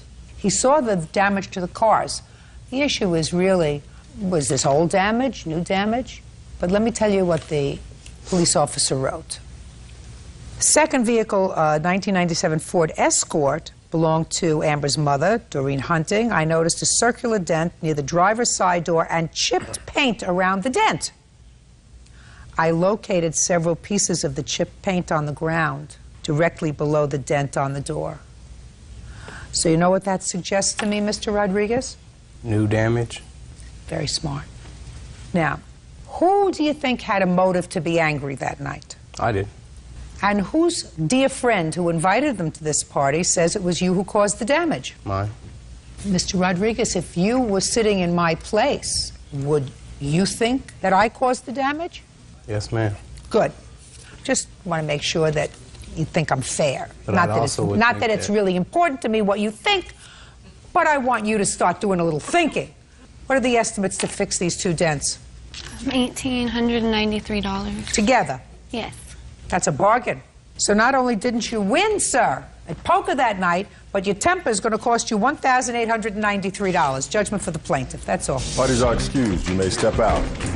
I think it was drunkenness, and nobody was really listening to each other, and emotions run high when drinking is involved. There were a bunch of people playing a game of poker who were too drunk to know how to really play. It wasn't that big of a deal till my vehicles were damaged. They were talking, we wanted to call the police, wanted to fight. He was my friend's friend. I didn't think it was necessary. I had hoped that he would calm down. Told him to call the police. I thought it was a good idea. I just wanted to handle it right and take care of it, but he denied it. You gotta do what you gotta do. It's no big deal, you know. I've known him 15 years. It's just one night. Thank you for showing up and taking care of everything, and I'm glad everything's over with. And now the next case. All parties in the matter of Kerr versus Guthrie. Step forward, please. 26-year-old account manager Lisa Kerr is suing her ex-boyfriend, Private Eye Gary Guthrie, for a loan to buy a spy cell phone. Gary says the spy equipment was a gift. Miss Kerr, who is this? This is my witness, my friend Lindsay. Mr. Guthrie, who is this? This is my brother Adam in witness. This is the situation as I understand it. You and Mr. Guthrie dated briefly. Was it a time you were separated from your husband? Yes, ma'am. And for some strange reason, according to you, Mr. Guthrie, who needed some spy equipment, that's your business, you're in security, surveillance, and you agreed to put it on your credit card, this piece of equipment that he saw that he liked. And you did. According to you, he said he was going to pay for it. The piece of equipment came, you and Mr. Guthrie no longer an item. Mr. Guthrie says that the spy equipment doesn't work. Correct. So he's not paying for it, right? Yes, Your Honor. If it worked, were you going to pay for it? Well, Well is not an answer, Mr. Guthrie. Well, I if it assumed it worked, was listen to me very carefully, sir. If it worked, were you going to pay for it? Just a second. The questions get harder. What's your first name? Gary. Gary? Listen to me, Gary. Try not to play with me, sir, otherwise you're going to look like an idiot. If it worked, were you going to pay for it? Yes, Your Honor. That wasn't hard, was it, Gary? No. Did you actually think you were going to come here and make a fool out of me? No. So it didn't work. And you told the plaintiff it didn't work, right? Yes, ma'am. And so the company said, send it back to us, and while you're not going to get your money back, you can buy additional merchandise. Or switch it out for another one that might work if it Or came. switch it out. Yes, ma'am. And you understood that, right, Gary? Yes, Your Honor. See how mellow Gary is getting now? Gary gets it now. Because in Gary's answer, he thought he was being a wise guy, and he told me first it was a gift from her, that she bought him a gift. And then she changed her mind because she went back to her husband and they got this big bill, and that's why she's probably coming after him. That didn't ring true to me. So that's why I asked Gary if he was intending to pay her back for it if it worked. You understand, Gary? Then you bring along genius with you over here. Because the idea was, according to you, and you agree, that you were told to pack up the old equipment and send it back to the company. And you brought her over the box. No, I didn't actually bring the box. How did she get the box? Through my brother. He brought her the box. Yes. And she paid for sending it back. That's correct. Not you. She paid for sending it back. Now, genius, you can stand up. Lisa Kerr says ex-boyfriend Gary Guthrie owes for a loan to buy a spy phone. Gary claims the phone was broken and he tried to return it. You got a first name? Adam. You didn't pack up the spy equipment, did you, Adam? I was told Is not an answer. I did pack up the equipment, You did? but I grabbed the wrong device, apparently. What does that mean, genius? When I gave it to Lisa and she shipped it off, they could tell her it was the wrong device. But I did not know because my brother was out of town. It was a phone call that told me to pack up the device. What did you tell your brother to do? I told him to grab my cell phone and back it up to get to her. Your cell phone? Well, that's not a spy piece of equipment that costs $3,400. Well, if you've seen my other cell phones, you'd understand that I have a lot of cell phones, and all my cell phones are pretty high-tech. I somehow think, Adam, that this was a little scammy-whammy that was going on here, kids. You sent back the wrong thing. Did you send back the wrong thing? Yes, by accident. Ultimately, you found the device and it had not been sent back, right? Correct. When you found the device that had not been sent back, what was the first thing you did? Well, I told her I obviously missed. So the first thing you did was call her. I tried to attempt to. I wasn't able to get in touch with her. So you did call her. Yes, once I found out it was the wrong device. Well, then I want to know, what date did you find out it was the wrong device?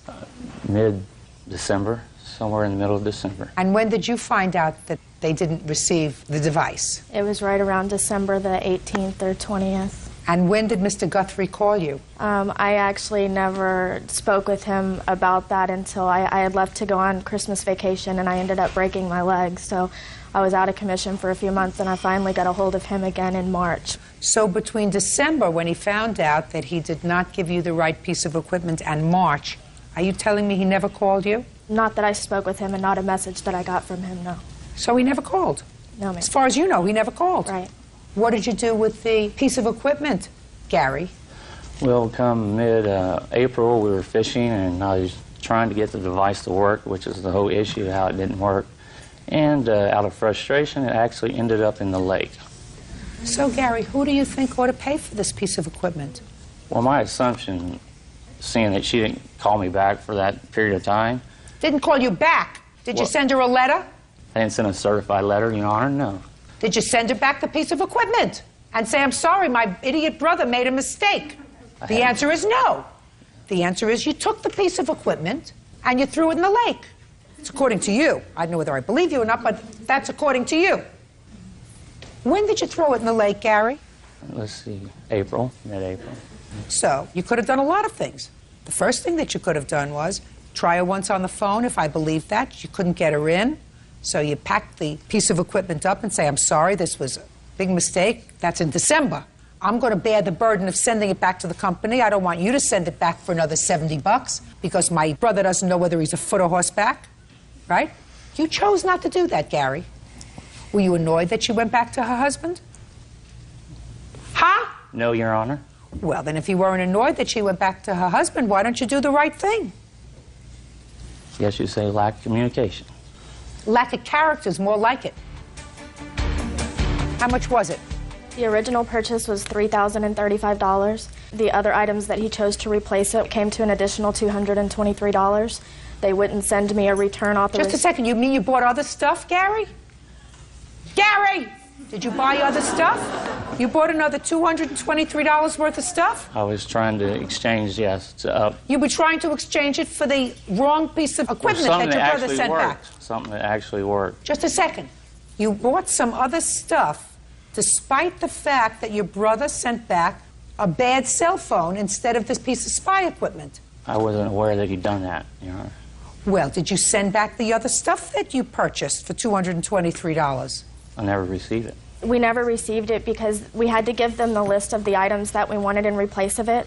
After we gave them that list, they gave us the return authorization. Once they received the phone, they were going to send the items. Well, they never received the phone. So they never sent the items. Why, then you shouldn't be charged for them. But I have the email where it says we have to charge your card prior to even giving you the return Then authorization. you have to call them and say you never sent those items. Do you understand? I'm not charging them for those. That you take up with the company. They never sent you the merchandise. They can't charge you. I have done that. It's a company in Thailand. It's really the only way I can communicate with them is through email. Well, then I would suggest that you be smarter next time and not deal with a company in Thailand and not deal with Gary.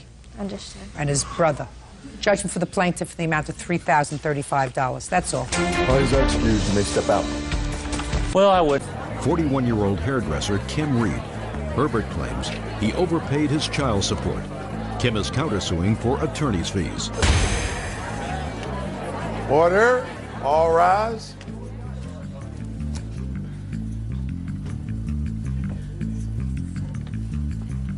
Yeah, this is case number 336 on the calendar in the matter of Biggert versus Reed. Parties have been sworn in, Judge. You may be seated.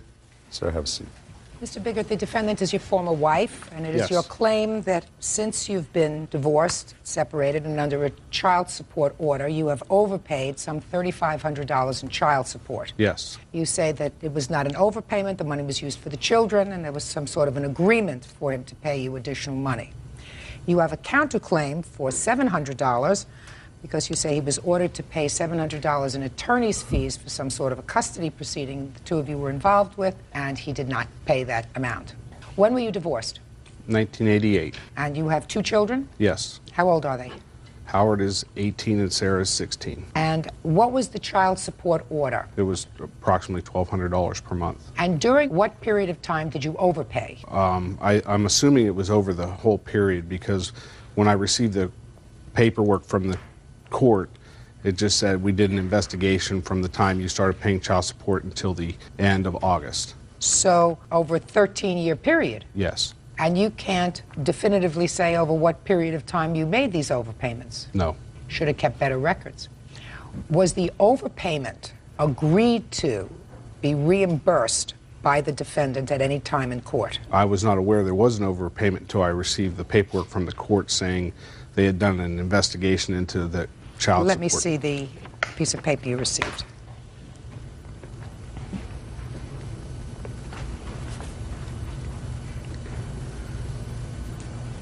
At the time you received this order, it indicates that $3,573.85 was overpaid over the course of 13 years. Yes. I'll hear you. All the money that I got was spent on the kids. Were you aware of the fact, Mrs. Reed, that you were being overpaid? Not at the time, no, because the checks always fluctuated. When did you become aware that you were receiving too much money? About a month and a half ago when I got it through the mail. And when did you become aware of the fact, sir, that you had overpaid child support? When I received that notice in the mail from the When court. did you remarry, Mrs. Reed? May of this year. Prior to that, both children lived with you? Yes. And did your former husband see the children regularly? No. Did you see the children? At times, but not. You have a reasonable relationship with your children? Yes. Do either of your children live with you now? I have custody of my daughter, And how old is she? 16. Which she does not live with him. Who does she live with? My second ex-wife. Do you pay child support to your second ex-wife? I reimburse her for any expenses that she incurs for my daughter, or I pay the expenses directly. Under what circumstances did your daughter leave your home? I think it was because I finally got help raising the kids, and I think it was too structured and she didn't like it. Do you work? Oh, yes. I have a beauty salon. Are you under a current child support order for your 16-year-old daughter? No. How come? Well, probably when she went to live with her dad, it was all of a sudden, and I was told she was moving in with her father. 3 weeks later, I find she's living with her stepmother. So I was not very happy about that. And no one's ever requested child support from me. But as my income compared to his income, I don't think there would be much anyways. I'm not so sure. Well, how many children do you have? 5. How many children do you have? 2. I guarantee you if somebody requested child support, you would pay it. Oh, definitely. What kind of income did you have at the time that the children were living with you? It was about $11,000 a year.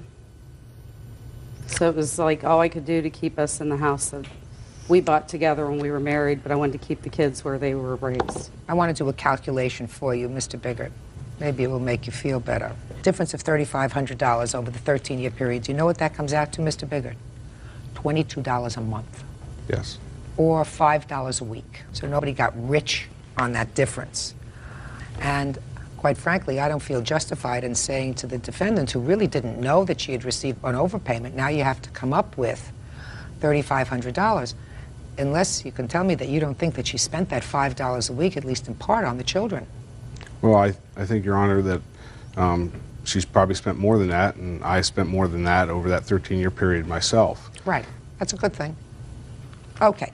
You want to tell me about this counterclaim that you have? Yes, I've got information that he was to pay for our son being custody changed last year. It was ordered that he pay me the amount of $900. $900 for what?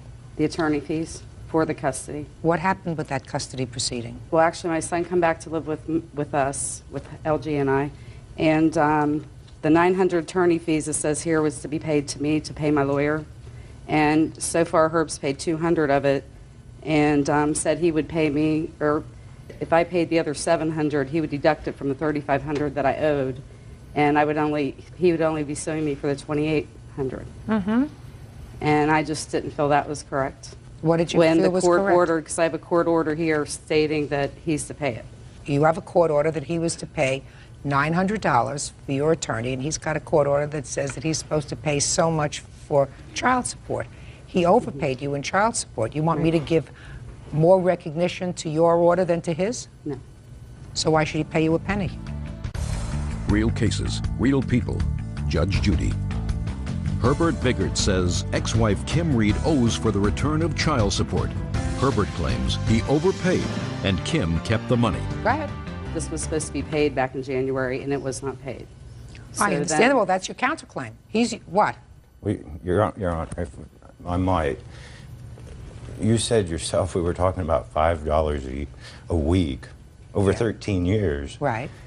But it accumulates to $3,500. Exactly. Right. This court order was basically after the fact as far as paying the attorney fees from a change of custody. Mm-hmm. That's why the countersuit. When was the order? January 9th, 2001. Okay. No, he was still paying child support in January of 2001, sir. Yes. He was still overpaying child support in January of 2001. But we didn't know until now. I understand that. But for you to suggest that I'm going, or anyone would order him to pay you $700 or $900 for your attorney's fees when you have collected $3,500 in excess of the child support award, even over 13 years, is ludicrous. It's ludicrous. Especially, Ms. Reed, since And I don't know all of the facts, but you have a 16-year-old for whom you are paying zero support. Because I was never ordered yet. If a man, Miss Reed, if a man said that to me in court, I don't have to pay child support because I was never ordered to pay it, I would wipe up the floor with them. You don't have to be ordered to pay support for a minor child. That's your obligation. That's your obligation as a parent. But I do not have the funds that he has. It doesn't make any difference. But if my daughter needs something, I do go get her and take her. No. You don't have to have the same funds that he has. Child support obligations are supposed to be fair. And you have perhaps less funds than he does, and he has more obligations than you do. You have yourself and your husband, and he's got himself, and he has at least 4 children that he's supporting. One is emancipated, but he has 4 children for whom he pays support, including your daughter, who is no longer living with you. So you should be paying something to his ex-wife every month. To his ex-wife, I would. Well, then you should be, and you don't have to wait for a court order to do that. Well, see, I never understood how all this went. When I had both my children, he paid me. When he had Howard, or one of my children, and I had the other, it just got cut in half, and I didn't have to pay for Howard, so I didn't understand that I really should have to pay for her. And knowing that, I have no problem. I just didn't know. Well, just a minute. I mean, I just want you to think about this.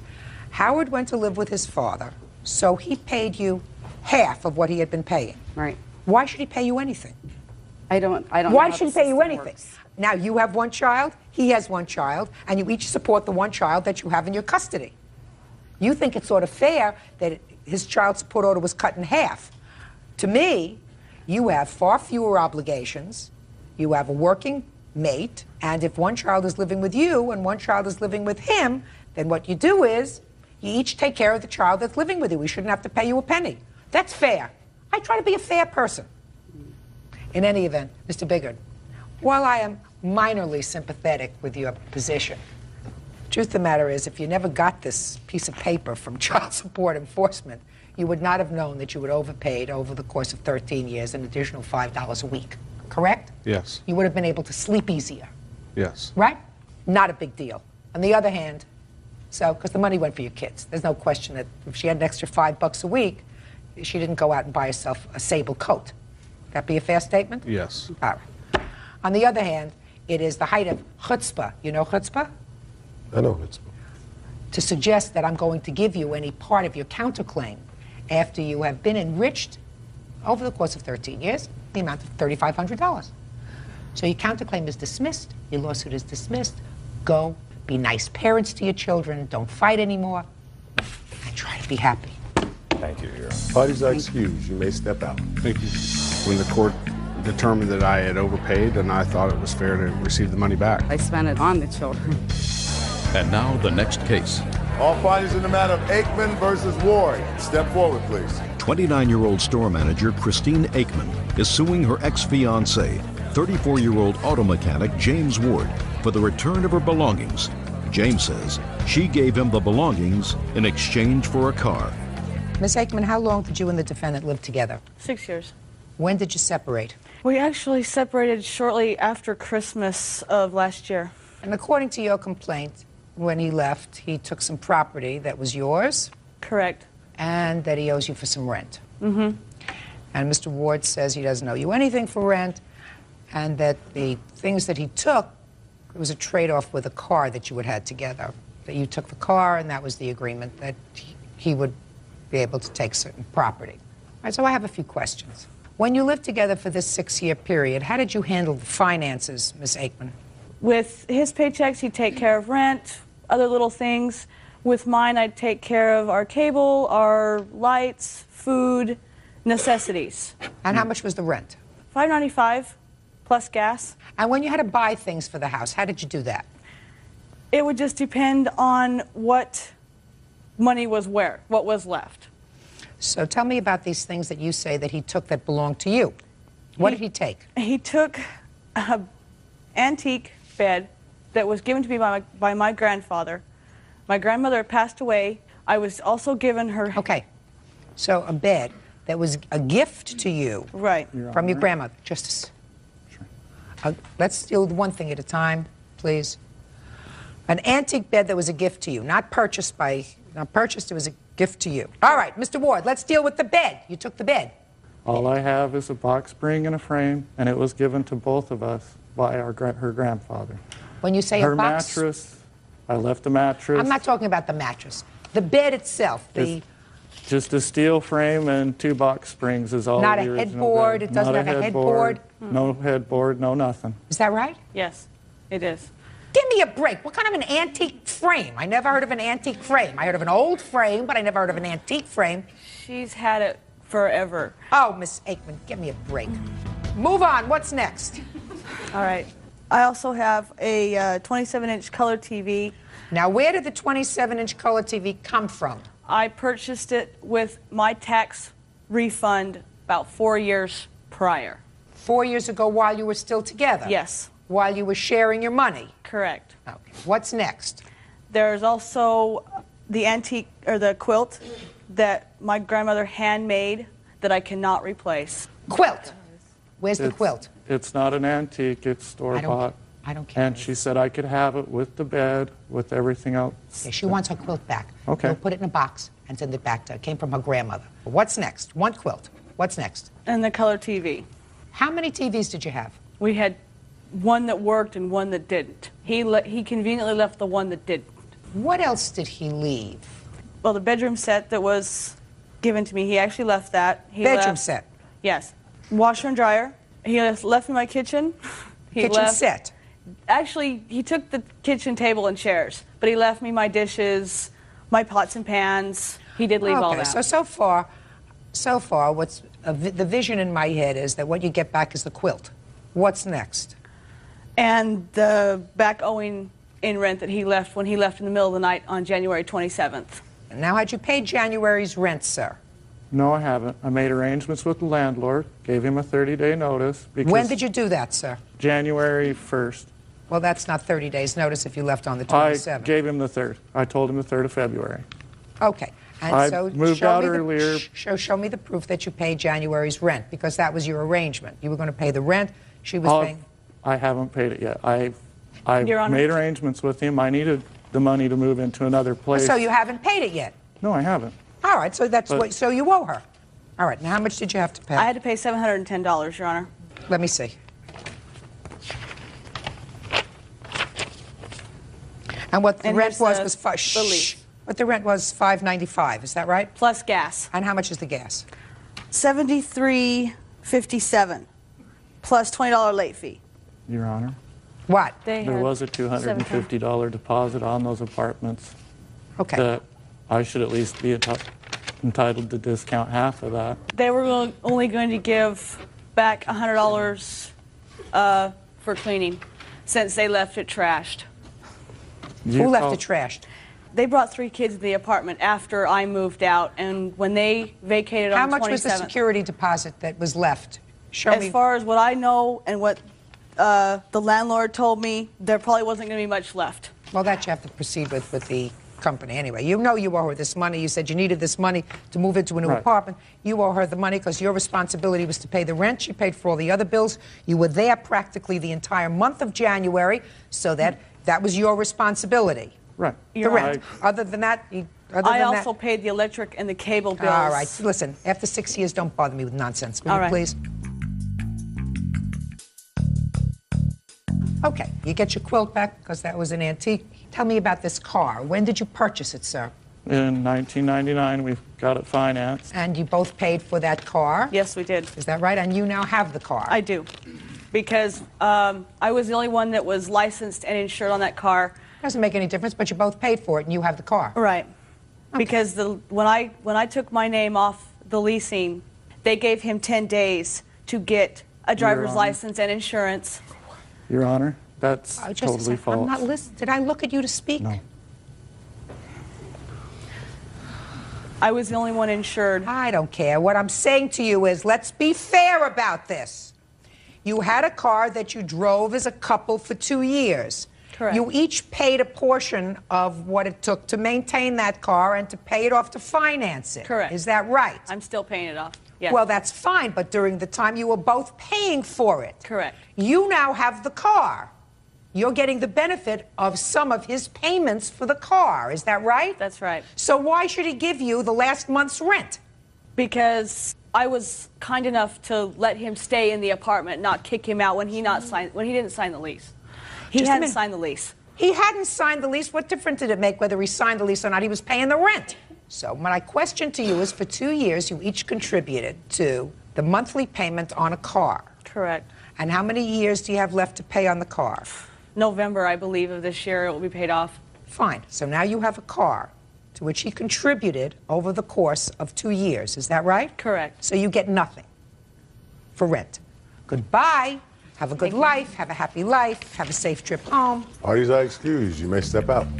Judge underwriter Coney Cramblett for various unpaid loans. Coney says Roger's lawsuit is bogus. Come to order. All rise.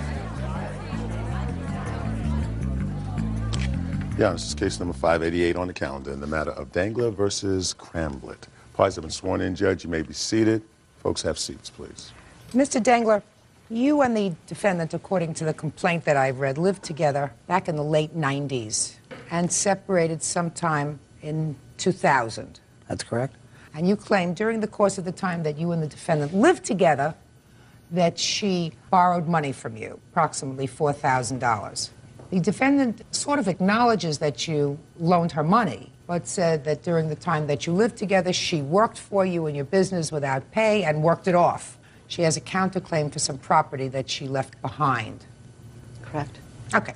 Tell me what the loans were for, the exact amounts, when the loans were made. Okay, we had verbal agreement on a lot of these items that I have here. Let's go, I'm ready. And part of them was for a lawn tractor that we purchased. There was a rebate. Just a second. A lawn tractor that you purchased. When? December 11th of 1998. 12/11/98. Now explain that to me. A lawn tractor that you purchased together? Coney purchased it through the company she worked for, but it was actually my tractor that I traded in to purchase this, and we were entitled to a rebate of $1,125. Yes. Well, the rebate come in form of a check, and I never received the rebate back to myself, and it was myself that purchased the tractor. Were you living together in 1998 when you purchased this tractor? No, we were not. But you moved in together after this tractor was purchased. That's correct. And then you lived together for 2.5 years afterwards. Oh, approximately 6 months we lived together. But we were together in a relationship for about 2.5 years. You want to give me your quick explanation, make it very fast, Ms. Graham. The rebate check was to go to me. For me working at John Deere and purchasing this tractor, we received like a 25% discount, which he received on the tractor. And in turn, there was no basically verbal agreement that he would get the monies as far as the rebate. I'm not even going to go there, Mr. Dangler. Stop telling me something that happened 4 years ago. I have a copy. Come on, what's next? What's next? This is not a loan. The only reason we're here is because did you just hear me? Okay. Let's get on to loan, Mr. Dangler. Computer repair. Okay. Computer repair. Let's hear the date. That was in October of 98. Tell me the story. Okay, she needed parts to replace a computer that she had that was wore out. And once we got the parts, we had another man work on it to repair it. So what? That's not a loan. He voluntarily Just wanted a second, to do that's it. not a loan, Mr. Dangler. I mean, do you think you're going to go back in the history of your relationship 4 years and tell me every time you spent a penny that you want back? He will. No. I didn't hear anything about a loan. For 4 years you didn't complain, or 2 years or 3 years you didn't complain. Now you're not together anymore, and now you want the money back. Is that what you're telling me? Yes. Wrong. That's not a loan. Let's go. Next. Okay, This is a relationship. He doesn't want the money. He just wants to harass me. That's Listen all to it me. is. The issue isn't the money. Ms. Cramblett, so far you're not losing, right? Okay. Right? I'm not So far- talking either. That's my girl. All right, Mr. Dangler, give me the next. Okay, on November 5th of 1998, she asked if she could borrow money from me to make a house payment on her house. And I says, yes, I would loan it to you under conditions that I would be paid back for this. Oh, now you're getting the drift of it. You see how he picks up after a bit. How much was that? How much was that payment, sir? $561.37. Did he ever give you $561.37 in 1998? Yes, I recall he did, but he offered to give that to me. And there was an agreement, too, basically, that he has a lawn care service, and I would help him render services. How? As far as, like, doing yard work. You would actually do the physical yard Yes, work? trim, whatever, cut bushes. How often did you do that? Maybe 10 times, approximately. Okay, and did It's you been ever a get long paid? time ago. Did you ever get paid? No. Okay, go ahead. Mr. Dangler, what's next?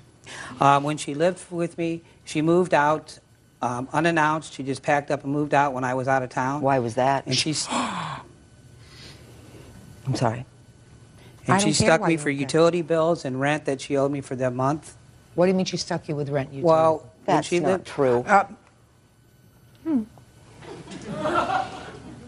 Go ahead. What do you mean when she lived with me, we made it a agreement that her and her son would pay $400 a month plus half the utilities. And I have she did. receipts that I did. And for that month, she moved You don't want to out. lose, do you, because you have a big mouth? I'm sorry. Now, that was in May of 2000. That's correct. We're now 2 years later. Can you tell me why you haven't pursued that rent for the pro rata share of her rent for the month of May if you were roommates? We only lived together approximately 6 months. I don't care if you lived together for And 2 months. I did ask for these payments to be returned, and they were never returned. So what I'm asking you, Mr. Dangler, is why did you rest on your laurels for 2 years before pursuing this matter in court? Because she told me financially she wasn't able to pay me back. What's next, Mr. Dangler? March of 2000, we traveled together on a trip to Arizona, and she was if I paid her airfare, she would reimburse me for the airfare.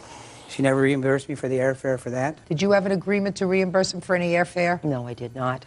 And we also stayed at one of my friends' house that we did not have to pay for a motel, and I did pick up as far as expenses for the restaurants and things. There was no discussion about that I would pay. What's next, Mr. Dangler? When we were on this vacation in Arizona, her son totaled out his car about a week before that. Okay, when we were on vacation, we got a phone call in Arizona that he totaled out Coney's car. So in a week's time, he totaled 2 cars out. It wasn't had a 2 week's traffic time. But accidents. that's irrelevant anyway.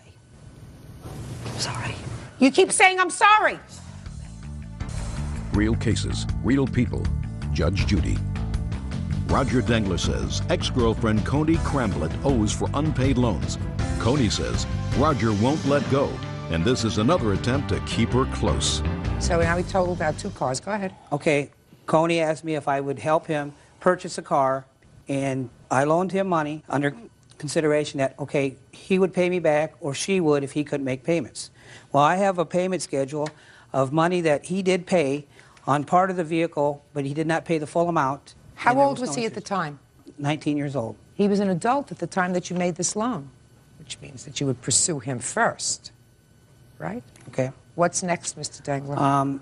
After numerous times of trying to contact her for repayment of this, I was harassed. I have phone messages, recorded messages from her son Chase where he was threatening me and harassing me, and I have proof with my daughter, the messages that came to my house that numerous times Coney would call me, and she was in a rage, and she was making all kinds of accusations and just confusing me that, you know, she still wanted me to be in her life. She still wanted me to be a part of her. I didn't want any part of it because I felt this was over with, and I just wanted the repayment of the money that I loaned to Coney. You didn't loan her any money, sir. I mean, the only loan that I see of all these loans that you allege is $561.37 that you, in fact, did give her for a house payment that she acknowledges that you gave her. Period. You took up living together. You lived together as a couple. You shared a home. You shared a bedroom. You know, you shared a life together. You went on vacations together. Now, 4 years later, you're coming to court and saying, well, I want all the money that I put into this relationship. I want it back. That doesn't happen. We don't have courts for that. We don't have courts for that. We don't have time for that. Now, on a similar note, Ms. Cramblett, you want to tell me what property you claim that you left behind that's worth $550? Basically, like, I purchased whatever, a comforter, bedroom ensemble. It was like a makeup mirror, a rock fountain that were gifts, some of them from him. The whole thing was initiated basically from harassment. I have a police report. He basically is doing this only to get revenge and to see me again. There's no point as far as that he wants the monies. Ma'am, that is not true. My son is also a witness, and he also I can don't tell need- you that this Not is a true. part of your complaint. I'm just reading it. How long were you married, Mr. Dangler? Not to the defendant, but how long were you married before? 3 years. And that was the only marriage that you had? Yes. And this is the child of that marriage? No, it is not. Of another relationship? Yes. That lasted how long? 3 years. You have a short attention span. This one lasted a little bit longer than that. Put a period. It's finished. It's over. Miss Cramblett bought a comforter. She left a pot. She left a pan. She left a makeup mirror. Stupid. We don't maintain a judicial system to take care of petty, stupid issues. Okay. People are supposed to be adults. If a relationship is over, and everybody has a narrow window of good health and good looks and an opportunity to live life to its fullest, and it seems to me absolutely ludicrous to invest one more minute, one more hour in a relationship that's over. And it seems to me that that's what's happened here, sir. Your relationship lasted a couple of years. It was over. Then there was a time that you were speaking to each other, according to what I read, long distance. Then you find out things that she's got another boyfriend. You get angry. Stupid. It's over. Put a period. Move on to your next relationship. If you spent a couple of bucks, you're not talking about millions of dollars in the scheme of things, sir. Certainly money that you did not miss from 1998 to the year 2002. Your complaint and your counterclaim are dismissed. That's all. Parties are excused. You may step out. She's a user, and she'll take you for what she can get. She's an alcoholic. He was stalking me in hotels. He was, whatever, following me around. I do not have any reason to pursue her. I finally was kind of scared as far as with my life, and so I did make, whatever, a police report. It just got to the point where it got out of control. I'm just glad that it's over, and I hope that he'll finally leave me alone. And now the next case. All parties in the matter of Etchells versus James. Step forward, please. Computer engineer Henry Etchells and his wife Lisa are suing friends of friends, 29-year-old loan officer Dylan James and his wife Michelle for the down payment on a Harley Davidson. Dylan is countersuing for damage to the motorcycle. Mr. Etchells, you agreed to buy a motorcycle from the defendant for $18,000. Is that right? Yes, Your Honor. According to your complaint, you gave him at some point $600, and he allowed you to take the motorcycle. He was going to come by with a contract at some point in the future. He was supposed to give him $1,000 down. Is that right? Yes, Your Honor. You never gave him the $1,000 down, despite the fact that you took the motorcycle. Correct. But you did give him $600. At some point, either you decided you didn't want this motorcycle, changed your mind. He came to get the motorcycle. You said, you can't have the motorcycle until you give me my $600 back, right? Police were called. He wrote you a check. Stop payment on the check. Is that right? Yes, Your Honor. You want your money back. Yes, Your Honor. Mr. James says that you owe him for the 2 months that you had the bike. I don't know about that. And that you also did some damage to the bike. And the reason he stopped payment on the check was because he noticed that there was damage done to the bike when he got it home. Yes, Your Honor. Okay. How do you know each other? He's next door neighbor to one of my friends.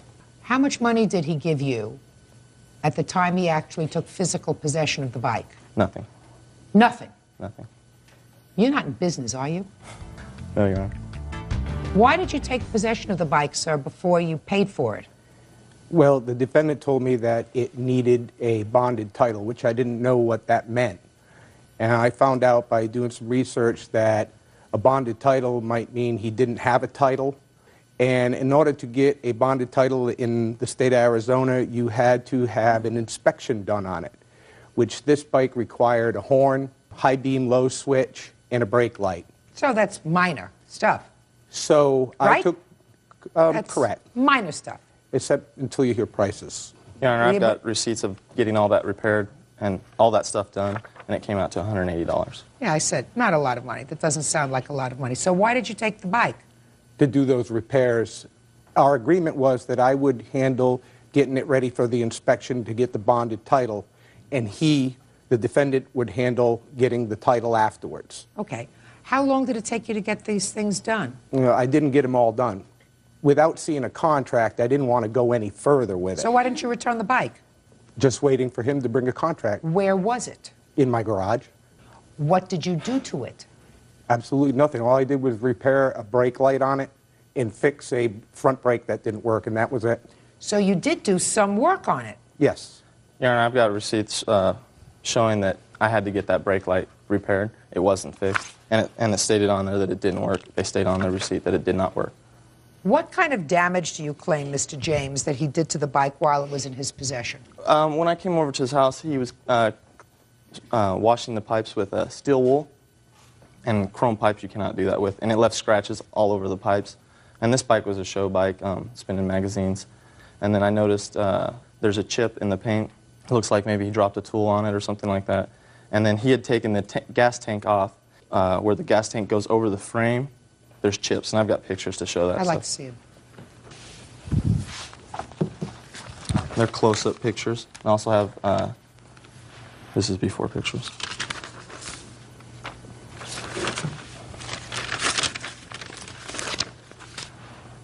Did you take the gas tank off, sir? No, I did not take it off. What did you do? I took 3 bolts out of it, but never finished taking it off. I thought you said you weren't going to do any work on this bike, sir, until you had a contract. Well, that's where it stopped, Your Honor. But you had this motorcycle in your possession for a month and a half. How do I know that you didn't drive it? I didn't drive it, Your Honor. How do I know that?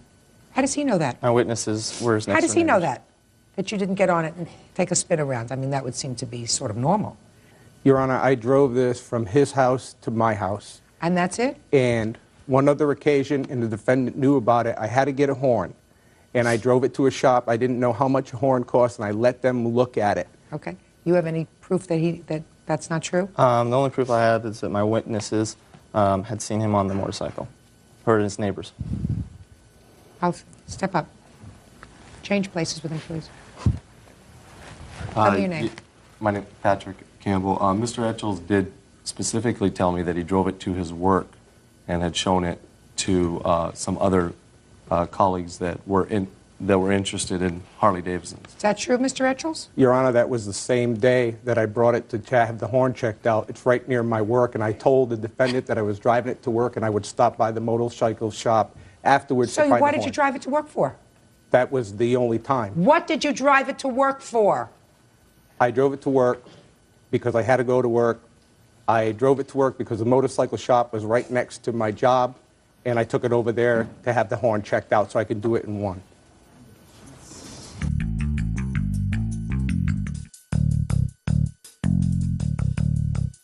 You drove the bike for your own use.